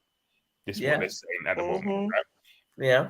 Biggest growing, whatever. Yeah. I think big black people, majority go at black. Yes, the celebrities may want to show this whole kind of, this person's got the white person or whatever. But most time, if you look at it, most relationships are black on black. Because, for example, my nephew, is it this year? Yeah. I'm doing a celebration, and they were saying, young group of good-looking black guys, you know. And I turned around and he said, no, we don't have a problem with our black ladies. I said, but you've got pure Kim Kardashian girlfriend, not one Civil Williams or Hailey Berry. Really? And even Hailey Berry's light skin, so. She's mixed race, isn't she? Yeah, she mixed race. But listen, all of them had Kim Kardashian girlfriends, lookalikes. I think we've got to get to a point where we are definitely not laughing around like at the disrespect and the throwing around of the stereotypes of the black woman, like like the same. Like if it was a black woman on Andrew Schultz's podcast and he was saying, just a stupid stereotypical kind of thing about black men as a black woman, I think it's my responsibility to try and come back and not like I don't know, because it's like where is the line drawn? You don't want to be too hypersensitive, but at the same time you don't want to be always the butt of people's jokes and people thinking that they can just disrespect your race because they can. And we're going to be laughing along with it. Like it's wild. And it also comes back to what we talked about in the last show with regards to how we are stereotyped with regards to our own race to other races, and how men see us and what some women sometimes have to do to be able to be accepted by another man because of what they see. We are not. I don't feel like we are truly 100% appreciated and valued and loved and desired as much as other races are, because because you got the long, they want the long hair, they want the eyelash, and we kind of buy into that. So when you get women like myself, like Tisha, other women there who just want to do the whole natural, it's now hard for our own races to accept that because they're used to the long hair. Don't you think? Don't you think? This is going to sound maybe controversial. Don't you think that black women are the most kind of adored women in the world? From what we are, but like I say, it's from what I can see. Maybe I should say is in regards to natural black women, or what they call natural, maybe not the same thing, but as in skin shades or complexions and stuff like that. You would think we are, but we're not, because like I say, it's a conditioning that we have. The same guy, like I said, the same guy said, he loves his wife, but he's conditioned to seeing her a certain way. Do you understand? So but your hair doesn't make you black or white. Your hair the hair doesn't just knock your color. I mean, he's still. There's distinctive differences between afro hair and white hair.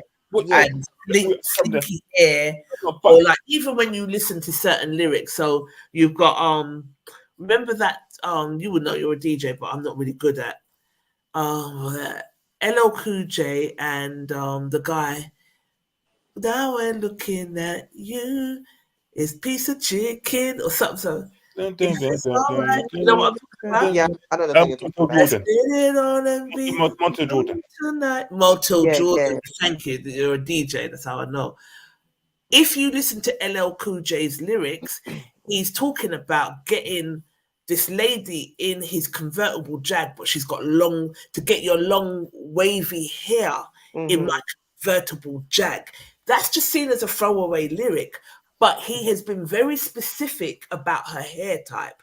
And then we cannot deny that guys go for, the guys that we see anyway, that are in the public eye, they go for a specific type of woman who is lighter skinned or white, or Kim Kardashian, as you mentioned, Shah, with long wavy hair or straight hair. It's a preference.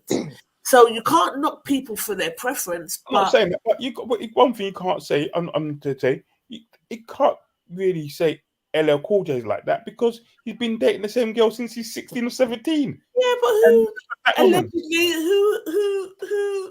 Why did he not say your tight curly hair or your afro hair? He's been dating the same woman since he was 16, but that's not what he put out there in the ether in those particular lyrics. That's what I'm saying. It's not what's seen as trendy. So you've got wifey at home, but that's he did not say your afro hair in my convertible Jag. He said your long wavy hair in my convertible Jag. So I'm not saying that that's his preference. It's a lyric in a song, but what I'm saying is what's put out there and what is celebrated in terms of beauty standards very different. It's very different, right? We aren't celebrated our natural self as black women. We are not celebrated. We're not put on that platform where she's black, she's beautiful, she's natural. But that's not true, because I'm not gonna do that whole thing where I'll start picking people out because as the exception to the rule, because I don't want to. That's one day. But I will say I think if you're talking, whenever of this conversation happens, or whenever this conversation with women, it's always about hair or complexion, like, and I'm sure. No, if you spoke to a lighter skinned black woman, she wouldn't see herself being any less black. So it's kind of like she doesn't see herself as any less black, but she sees herself as more privileged. And a lot of lighter skinned people assume they're going to be picked over the darker skin because of how society is. Okay, that may be a thing, but then by saying, as I said to a white person I was having a conversation with, there's many different shades of black, but as far as I'm concerned, that black is black. And so when I talk about black being celebrated, I'm talking about all of you. But then whenever I talk to black women about it, they always want to kind of divide people off into the lighter skin, the dark. I mean, and I'm not. This is our experience, so we know we've experienced. We've lived I'm not doing that. That's what I'm saying. I'm talking about when I said black women are celebrated, I'm talking about all of you as a homogenous group. Yeah, but then if you're a darker skinned black woman, you're well aware that you are not celebrated as much as the light skinned sister with the longer hair. So yes, we are all black, but based on slavery and the mentality, there are certain groups of women that are celebrated more than. There is a beauty standard that is celebrated more than. And as a black woman who might have short hair, who might be natural in their appearance, we are not celebrated and we live the experience. And that's why you will find a lot of us then saying, well, yeah, you're celebrating black women on a whole, but then there are certain conditions. We're not all celebrated at the same level. We're not. But I think as a whole, ZZ Mill was like, just stop expecting black men to protect you or to stick up for you, because they're not. And I felt sad when she said that, because to me, there's an element of truth to it. An element of truth. You've got some black men that will stick up for us, but on a whole, the majority are going to flip in, clown along, and perpetuate the stereotypes that are not true. We had this conversation, Trish, and I said before, we said about clowning along. I just think that sometimes you're in places where we all laugh about things that we know inappropriate. In the moment, you laugh at the moment. So, and I can't be judged and take because I laughed at something in the moment. Because sometimes in a situation, something is funny, but then if someone, like I said before, people make jokes all the time about things. And sometimes you'll laugh like you can't stop laughing. And then sometimes you'll be like, brother, how dare you say something like that? Yeah. Yeah. So I feel like we need to lay boundaries like other communities do, because like I said, some like you say something about Jewish people, you are cancelled in a second and deemed as anti-Semitic. So, and it's because they don't take no checks. So from what you're saying, there are Jewish comedians that might crack a joke.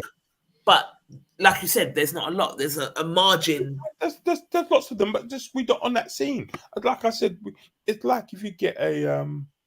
But I suppose it's different from one Jewish cracking joke on Jewish, but other communities know yourself, know yourself. It's not happening.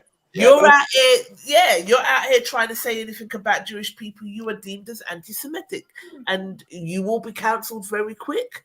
It's that simple. So I think as black people, we do definitely need to get to a stage where it's not okay to crack joke on our man with us, and it's not okay to crack joke on our women with us. Until we get to that stage, we have to garner the same respect as other communities. Let me go out and go and get some drinks and thing before and fall over and laying in bed. Yeah, like, we have been on there for a while, so thank you. Cool, I said it was going to be a quick one. It never is. Whenever I say that, it never is. So, cool. All right then. Yeah. Have a Good great night. evening. See you later. Good to have a day. Good night. Later. Gary's thirsty boy. He just blanked the screen. Yeah. Gary's like, good night. I just blank. He does that when we speak on the phone as well. Like, you hang up quick, and I might think of something that I wanted to say, and it's like, I don't even give you a chance. People tell me the same thing. Like, you're gone. I'm like, well, we said goodbye, innit? What? Yeah, but then you might think, oh, Gary. Along with the phone. Gary's like, I'm done later. Bye. All right, see you lot later on. Have a good evening. See? Later. Bye. Bye. Oh, dear.